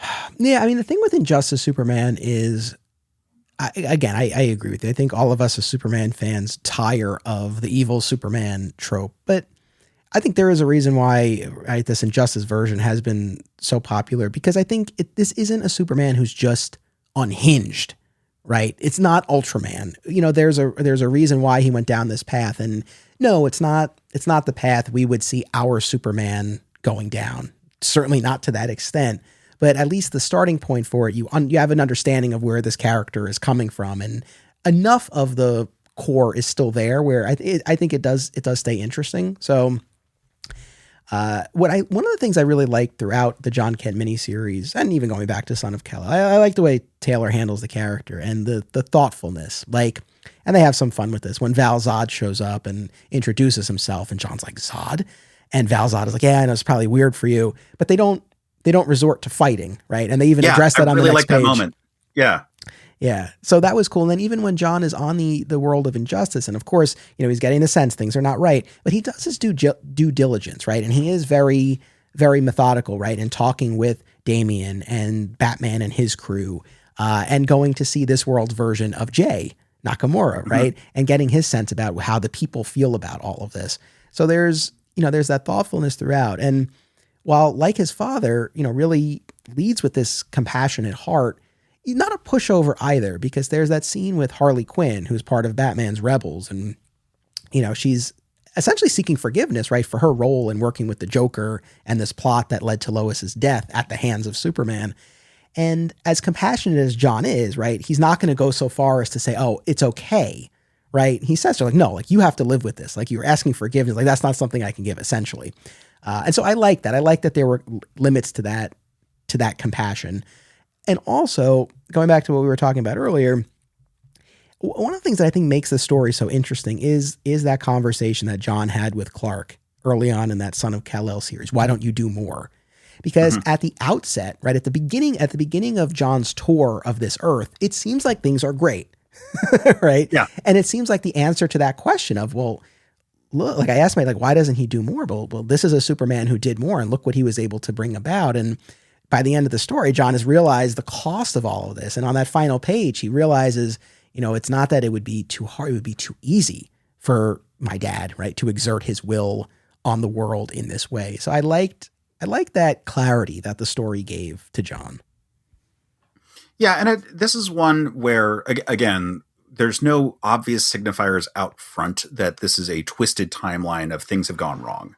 Aside from the fact that you're aware that Lois has died and that Superman is like a little bit more edgy as a result, he still, again, is coming off as a fairly, reasonable Superman, as opposed to if they tried to do it with, say, Red Sun Superman, where, it is the same basic idea of a Superman who cares so much that he's put the whole world in a bottle, effectively, and, has created this, fascist regime that's like running everything down, or authoritarian regime, I guess I should say, in that particular case. Like, it could also have been Justice Lords, but like each one of these versions of like, here's a twisted timeline Superman, you're going to have to deal with, well, and how have they taken it, and what is going to be the tip off before and versus later. And obviously Tom Taylor was writing all the Injustice books, so he's, very familiar with the setting. He has world building he wants to work with. He has all the stuff to do, but also it's a world where, aside from the Yellow Lanterns, like there isn't really an obvious indication when you look at like, here's the Hall of Justice, here's the Justice League, here's everything. Like it feels like it's just the normal world, except a few bad things have happened, and so, but also a few good things have happened. It's like slightly different, but it doesn't feel as different as it would if it was just like, well, it's the Soviet Empire, or whatever you wanted to say for that one. Yes. It was funny to me when, John has decided he's going to confront Injustice Superman. He's going to free Batman and Harley Quinn and prevent this public execution that Superman is planning. But he knows he has to account for Superman's allies. And so he goes to Barry first, right? And they have this whole conversation, right, at super speed, that they're able to share all of their ideas, and they come to this kind of understanding. And then with like Hawkgirl, he just like knocks her out. With Hal Jordan, he steals her ring, so she becomes Girl, I guess. Yeah, I really like that moment. But I liked the strategy, right? I like that he was taking all of this into account, and and then that brings us to this climax and this encounter between John and Injustice Superman. And I guess there are a couple of main beats to it. One is where Injustice Superman is essentially saying, if it was a natural response, right, to losing Lois, and John is like, no, like as Superman, like you have to be above that anger and that rage. And Superman tests him by taking, this world's J and breaking his hand, his wrist. I forget exactly what it is, but yeah, I mean, it's his forearm.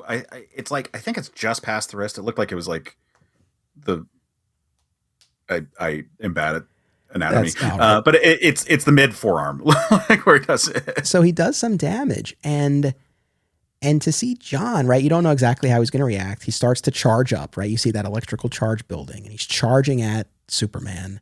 And this is, I think this was, look, not that Twitter should necessarily be our gauge on what everyone is thinking, but just from what I saw on there, it seemed like there were some strong reactions to this, that John's reaction is to charge in, no pun intended, and hug Superman and say, like, I'm sorry that this happened to you.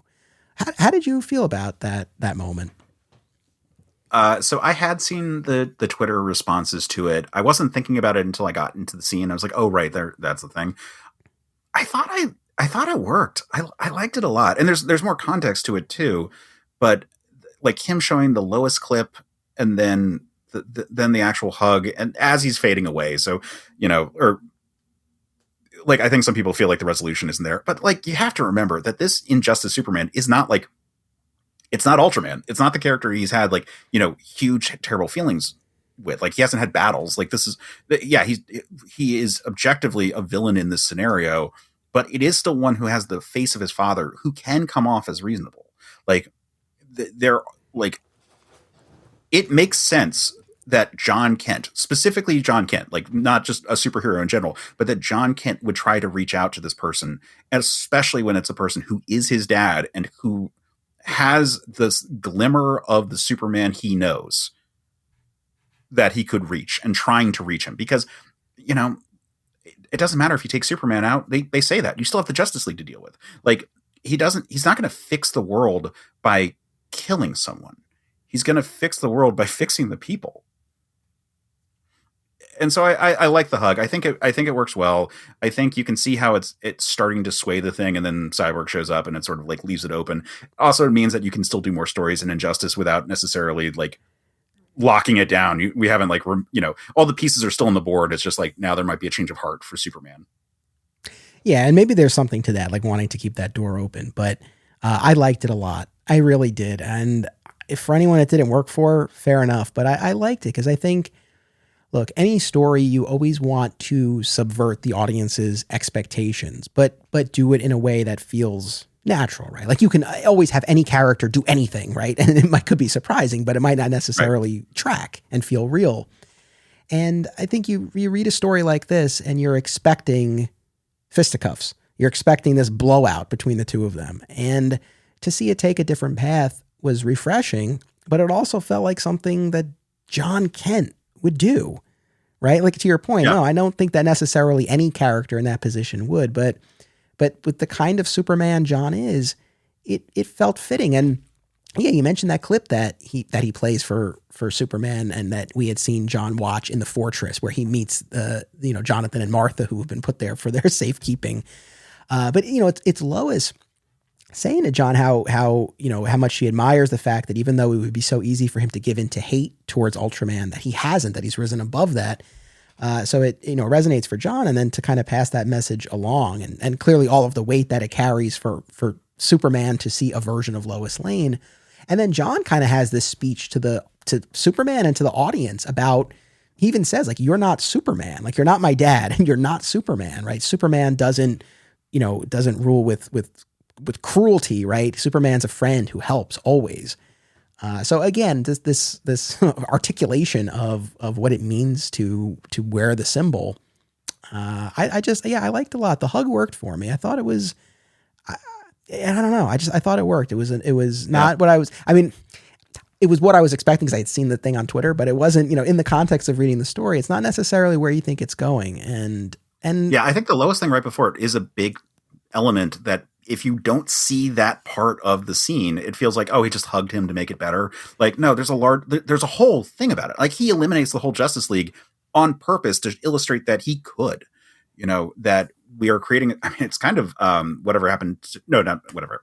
It's kind of like, What's So Funny About True Justice in the American Way? Like, showing, like, with my power, I could have done bad, but in this scenario, I'm doing good.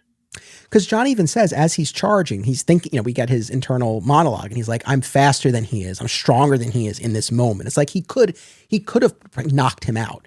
But again, I think this theme that we've been seeing in these stories here, where, yeah, maybe he could have physically subdued Superman in that moment, but would that have turned him, kind of turned him around in terms of his approach? Would that have, changed anything in their world? Or would he have just, kind of regained the power and maybe been even worse right after that? So I think that hug was that attempt to, again, create that potential for this Superman to be something else. I think it's akin to, in that Speeding Bullets arc, Clark offering to work with Metallo, right? It's akin to him telling Keenan, go save this person who was attacking us. Like, you're creating room for these people to do and be something else. So and then he's zapped back to his world. Yeah, I think that this is it's the core theme of, like, well, why don't you do more? Couldn't you do more?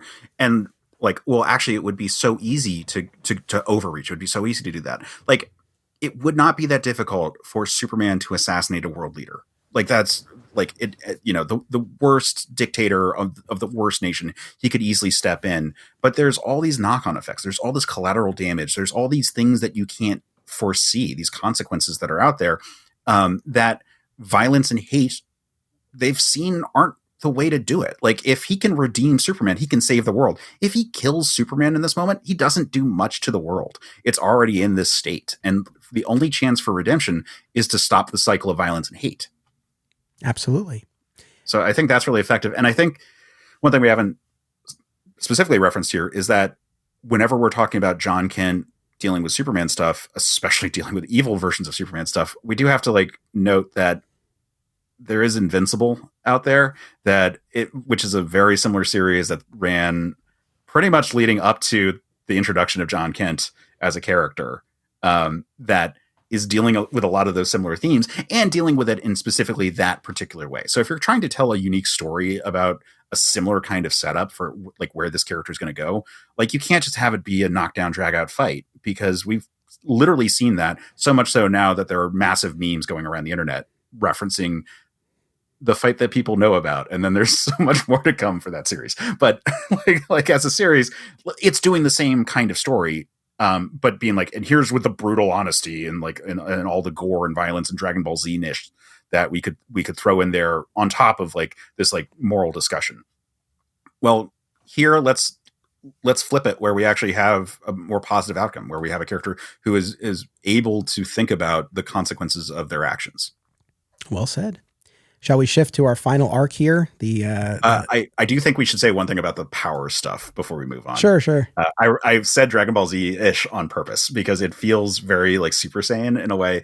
I'm okay with it because I like this Energy Blue Superman form, and it makes enough sense that he has a limited charge that he can spend a lot of it at once. I think all of that kind of makes sense. I wish that the blue energy thing would become his default look, and that maybe full on energy form is only when he goes really hard. But like, I think in terms of distinguishing the characters, that would go a long way towards making John not feel like Connor. It would do that. I'm wearing my Electric Superman shirt. It's like, I love that. It's a part of Superman's history, the electric saga. And yeah, I feel like John would be, I feel like that would solve a couple of things. So I would love to see that become more part of his character. So the first 5 issues of this Superman series, Joshua Williamson, Jamal Campbell, these were very fun, brisk issues. I mean, it's funny looking at all of them. I feel like Action Comics, it even putting aside the backup stories, I definitely spent longer reading those issues. JON KENT, maybe somewhere in between. The Superman issues like really zipped by, and that's neither compliment nor criticism. It's just that I feel like they were pretty brisk reads, and moved along quickly, and again are really focusing on Clark in Metropolis. Again, with this very, very kind of unlikely pairing with Lex Luthor, who's behind bars, but has handed over the keys to his company to Superman to use them to help. And he's offered to help Superman against the coming threats. As someone who I've been saying on this podcast for years, like I want this dynamic where Lex knows the secret, and there's obviously still a lot of animosity between them, but this bedrock of this lost friendship between them, this is really kind of hitting the sweet spot for me. How did you feel about these issues here? Yeah, I mean, I enjoyed this arc a lot. The dynamic between Superman and Lex, I thought was great. I loved Lex just like talking to him, and actually at times even like responding it like just because he guessed how Superman responded. I thought was great. I think superhearing is a difficult power to make work effectively for story purposes, but here it works really well in terms of like having this like one-sided communication, but also it's like kind of not one-sided element. That I thought was like really effective. I really enjoyed, even though like again continuity is just like all kinds of weird right now, but like the young adventurer version of Lex Luthor, like when he we have a shot of him as a young man with like red hair and this like green and purple like action suit with like a utility belt that felt Doc Savage-ish. Like it's like that gadget kind of superhero that I really enjoyed. I was fun. I thought that was fun. I thought the idea that Lex Luthor has supervillains was a really fun idea to introduce. So that was all really cool. The Supercorp stuff specifically made me kind of have flashes to like CW shows. It felt like, oh, well, here's our whole infrastructure and the guy in a chair. But in this case, the guy in the chair is Lex Luthor. Like vibe for the character, which feels fun because it feels like we're deliberately kind of poking fun at that is such a trope of superhero media that we have been, subject to for the last like decade or so. And obviously we're coming to the end of the CW era, but like that guy in the chair kind of mentality is very much there, that having that sort of like backup team, the Scooby Gang from Buffy or any of the CW superhero shows like Flash Team or Team Green Arrow or whatever. Like it's nice to play in that space here, but like, it's still LexCorp. Like it's still like there's still like plenty to doubt about this whole circumstance. And there's the people you're fighting in this arc are potentially people who know more about, the even more about the bad things that Lex Luthor has done over the years. So I think it's all fun set up there that is very playful and enticing to a new reader. And like you said, very brisk. I think everything about it moved really well. I think that the art was a really good illustration of like, here's what modern coloring techniques can do. Like this felt like here's the most modern Superman book of the 3 that we're looking at. Like JON KENT is its own kind of romp. Like I said, it was an extra-dimensional kind of romp story, but it's the type of one we've seen plenty of times. And Action Comics felt very classic.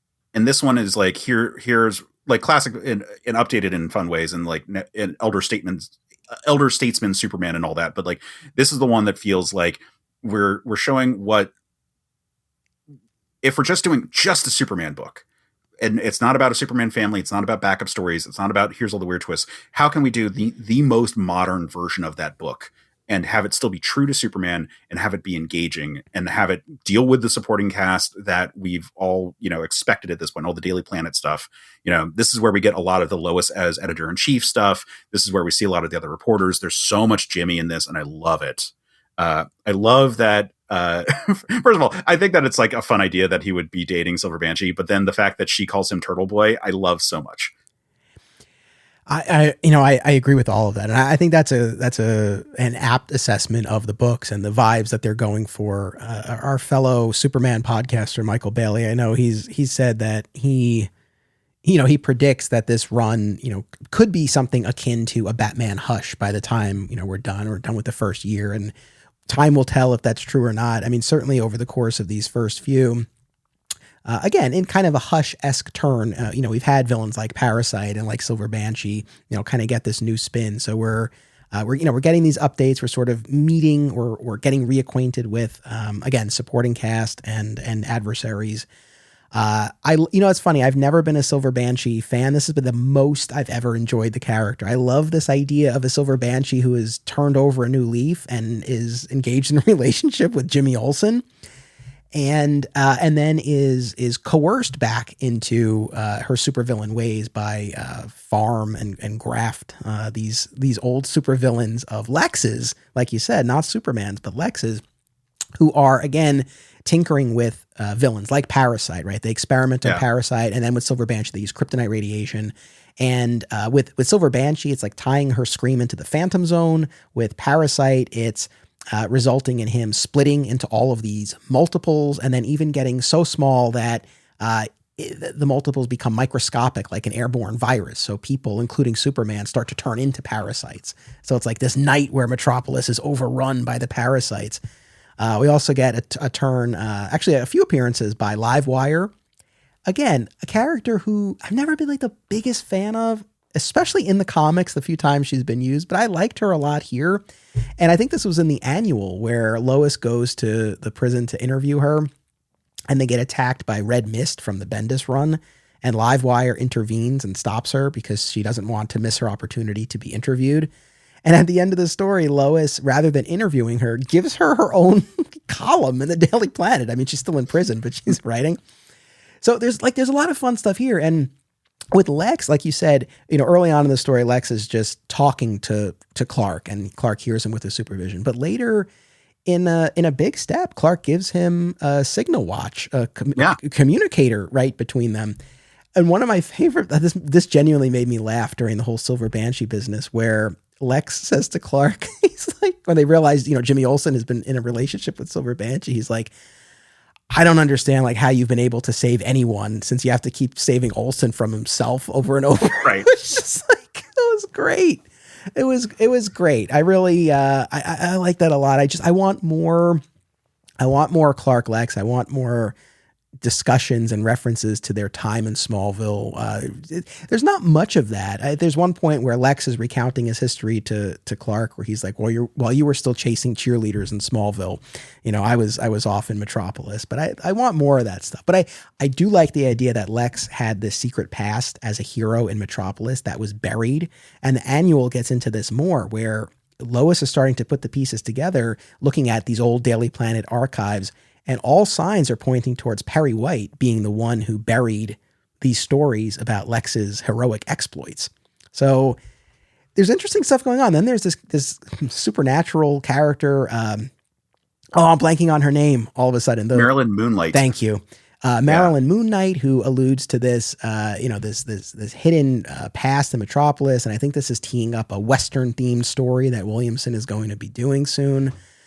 Normally, I'm not into the supernatural infused with the Superman stories, but I don't know. I'm intrigued. I like this idea between the Western aspect, between Lex's past. Like, there's more going on with the history of the city that is new to us and new to the characters, and they're trying to figure it out. Yeah, like Marilyn Moonlight kind of felt like just a weird addition if you're just looking at this arc. But if you see it as like, oh, we're setting up stuff for the future, like I think that's all fine. I think she's striking looking, although the fact that her cape is just like a crescent moon, it like you even said like Marilyn Moon Knight by accident earlier, and like it's just you can't help but kind of make that comparison right there. But I think visually speaking, they do an amazing job with the coloring. They like the use of white, uh, and the way that it has like this kind of like lunar glow to it all. I thought was really effective at like not just being like a moon themed character, but actually having this sort of like you said, supernatural kind of element, and all that. It kind of depends on where this character goes. Like if we never see her again, or they don't really do like a good story with her, this will feel like kind of an unnecessary inclusion. If it is a character that grows legs over time, I think that'll be really fun. Yes. No, that's fair. I think one of my favorite moments in two moments that stand out, and then we can wrap this up. We just passed the 2 hour mark. But as I said to you off mic beforehand, I'm like, I don't feel like it has to be 2 hours. And then that's where we ended up.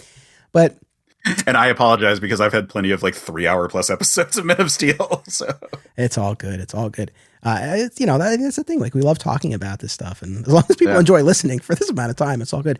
But when Superman is going after Silver Banshee and he wants Jimmy to stay back, and like Jimmy stands his ground with Superman and is like, if this were someone you loved, would you stay? And he's like, no. And he gets Jimmy a jetpack. Yeah, I love that. That was great. I like that a lot. And then I think my favorite Lex moment in this whole thing is when he's in the prison yard and the other inmates are ragging on Superman, right? Mm-hmm. And Lex like flicks an acorn into the guy's mouth, and it turns out he's allergic and he like barely survives. But I like that a lot because I feel like you can read that in a couple of ways. Like why Lex took action against those guys who were talking smack about Superman. On the one hand, you can look at it as, well, if he's my chief nemesis and you're saying he's really not all that, then what does that say about me, right? Like anything that you say about Superman is a reflection on me, and it's an ego thing for Lex. Or, again, they have this past, they have this history, they had this friendship. So that's the way I choose to look at it. I feel like there was an aspect of that at play for Lex. But maybe one of the last big questions I want to ask you is just the notion of Lex entrusting the company to Superman and offering to help Superman, and again, stopping the smack talk in the prison yard, and Clark's decision ultimately to work with Lex. I mean, I guess do you enjoy this dynamic? Does this dynamic track for you? What are your thoughts at this point in time after these first few issues? I think this dynamic worked remarkably well. Like the snark that Lex Luthor has as the guy in the chair, but he's like just condescending about everyone around Superman at any given time, I think is perfect. I think that's exactly what we need. And it helps, like with Superman, like there's always a question of like, well, how much are we going to spend time in his head versus how the world sees around him? And it is actually helpful having a character who can kind of keep pace with him and sort of be that like play-by-play person, but have them be, such a dick. Like, I think that's fantastic in terms of like, what is that dynamic? What is, it's not a stern dad being like, no, you should go help them. Superman's always the one. It's like, I can't believe you're helping these people. Like, I think that's a really effective twist on what we would normally see with these kind of dynamics. Like, like compare it with like Batman Beyond with like Terry McGinnis and older Bruce. Like it's one where like, no, the person who has a good head on their shoulders and who is competent and capable and all that is there. And then the person who just happens to be a super genius, but he's just like very, very mean to everyone around him, regardless of if he's on the side of good or not, is in his ear always. It's wonderful. Yeah, I like it so much. And even just in the opening pages of the first issue, when Superman is fighting Livewire and he's just hearing Lex with his super hearing, and Lex is telling him like, all right, break her arm, it'll shock her, and you can take her. Exactly. Or it'll surprise her. Shock is no pun intended. But just things like that, like the difference in approaches. And I agree, like that level of antagonism in terms of the person in the chair and the hero in the field, you don't typically get. And it's great. Look, I really, really, really did not like Lex's turn as Perpetua's lapdog and all of the metal business that we talked about. So to see him back in this capacity, is a breath of fresh air for the character. And I will say too, I'm happy with the whole idea of the company being in Superman's hands. I guess at the outset, I didn't know, not that I expected Superman to be sitting in a boardroom per se, but I didn't know kind of how that was going to look. But I like the way that it's played out so far, that there's this resource that he can tap into. I do like how, he makes a comment, I think, to Mercy, at a certain point where he's like, how come you guys have a gun, like a gun ready to go for like each? Because when Parasite shows up, Lex is like, all right, go to the company, like get this. We got the Parasite gun. No, here's the live wire gun. And here, yeah. Here's the Silver Banshee gun. Yeah. So no, I like that a lot. And then, it's heartbreaking at the end. I guess we do have, kind of one thing carrying us, not one thing, but just a little thing throughout these first 5 issues. The first page of the story, it's a flashback to Clark's time in Smallville, and he's listening to music, right? And he continues to listen to music as Clark at various points. It kind of helps him tune out, everything and focus. And at the end of these 5 issues, he's temporarily lost his super hearing due to the battle with Silver Banshee, and he's able to just kind of enjoy the moment, right? He and Lois are having a double date with Jimmy and Siobhan. And, but unfortunately, I like the way this played out. It was tragic, where he's having the time of his life, right? Living it up out on the town, and Lex is getting shanked in prison, and he's calling out for Clark to save him, and Clark can't hear him. It was a powerful way to go out. Again, we're a couple issues behind, so by now the readers have, I guess, seen the resolution to that, but that's kind of where we left off with the character. And I thought it was done well. Yeah, especially because that was part of Dr. Pharma's plan. One thing I need to call this one out. So the one, I love that they have henchmen, and 2, the fact that the henchmen are called farmhands, I thought was amazing. But like with a PH, great stuff. I was like, this again, this feels so comic booky in all the right ways. It feels like a modern Superman book in ways that I really enjoy. Like that we've got here claws made of all the different types of kryptonite and how they interact with supervillains. It's like such a fun comic booky kind of detail. The fact that they have henchmen, the fact that Lex Luthor has a secret career as a superhero before that, and these are his supervillains. Like all of these are like wonderful elements that they're throwing out there that don't feel like it's alien to the world of Superman. It just feels like we're reveling in like the absurdity of like what a Silver Age style Superman book could be, updated for 2023. Yeah, no, I think that's a good way of putting it. I mean, I was thinking about this. When we look back on the past, I don't know, let's say decade of Superman stories, I think that the New 52 era, I think, is better than it often gets credit for. I think the Rebirth era gets a little more credit than it deserves. I know people really have a lot of love for it. I don't dislike it, but we covered it a while back. And I feel like maybe that's a little bit overrated for me. The Bendis era, I think that the assessment that has been given has been fair.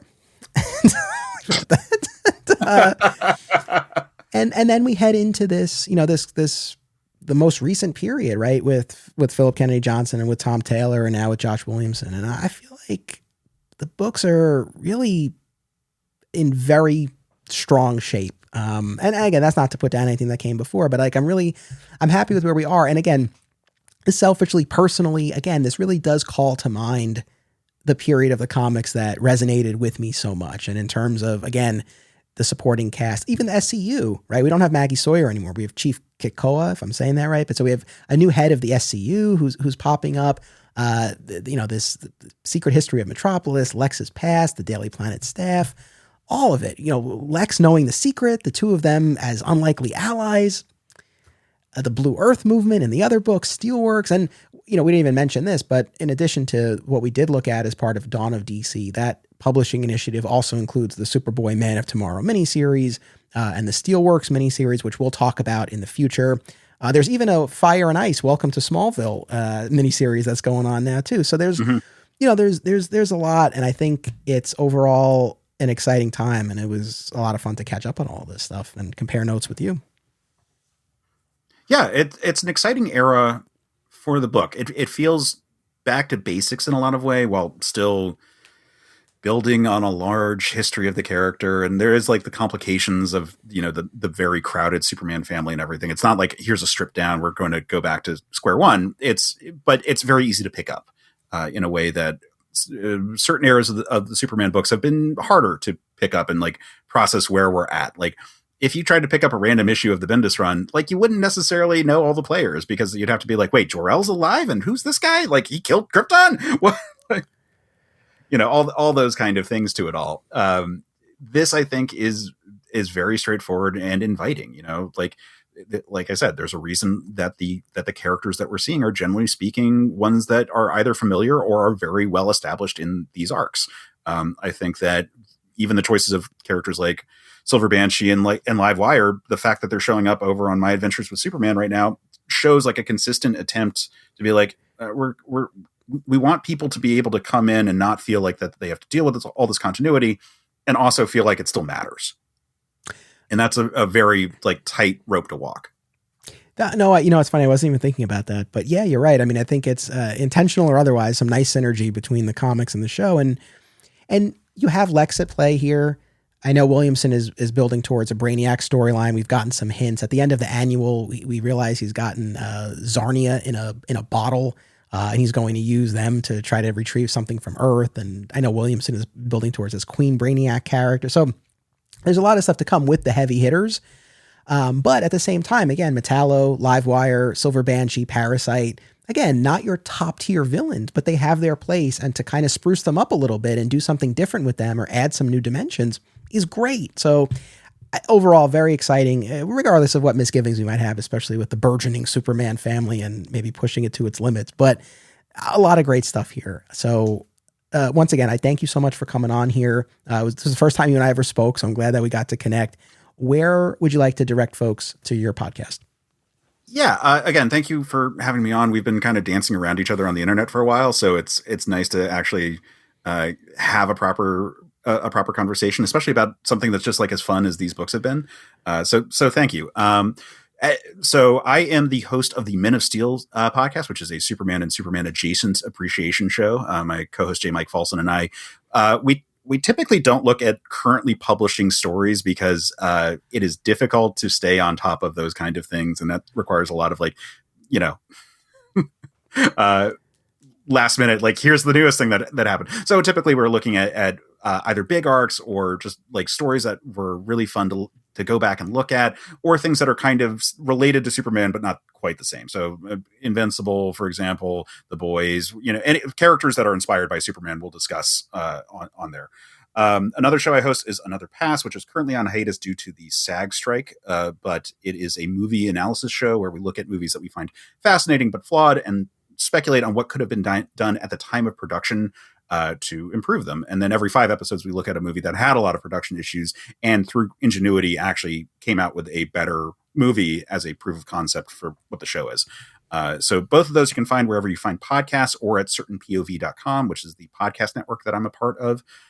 Also, if you go on YouTube, there is on Certain POV Media, a series that I run called Superman Analogs, where I do like basically a roughly 5-minute sort of breakdowns of what I think is important about a character that is in some way inspired by Superman. And that's a fairly wide net. I don't really want to get into the, like, is that inspired by Superman or is it inspired by Captain Marvel? I'm like, it doesn't matter. The point is that it's the power of fantasy for the character. We're having fun here with characters that I think are cool. That's the main point there. So if you're on YouTube, go check that out. But again, everything you can find at certainpov.com. Very cool. I hope everyone will check that out. Thank you again for taking part. I look forward to collaborating again down the line. Audience, thank you for tuning in. As always, I always appreciate it. Make sure you come back next week for our all new episode. And of course, as always, it's about what you do. It's about action.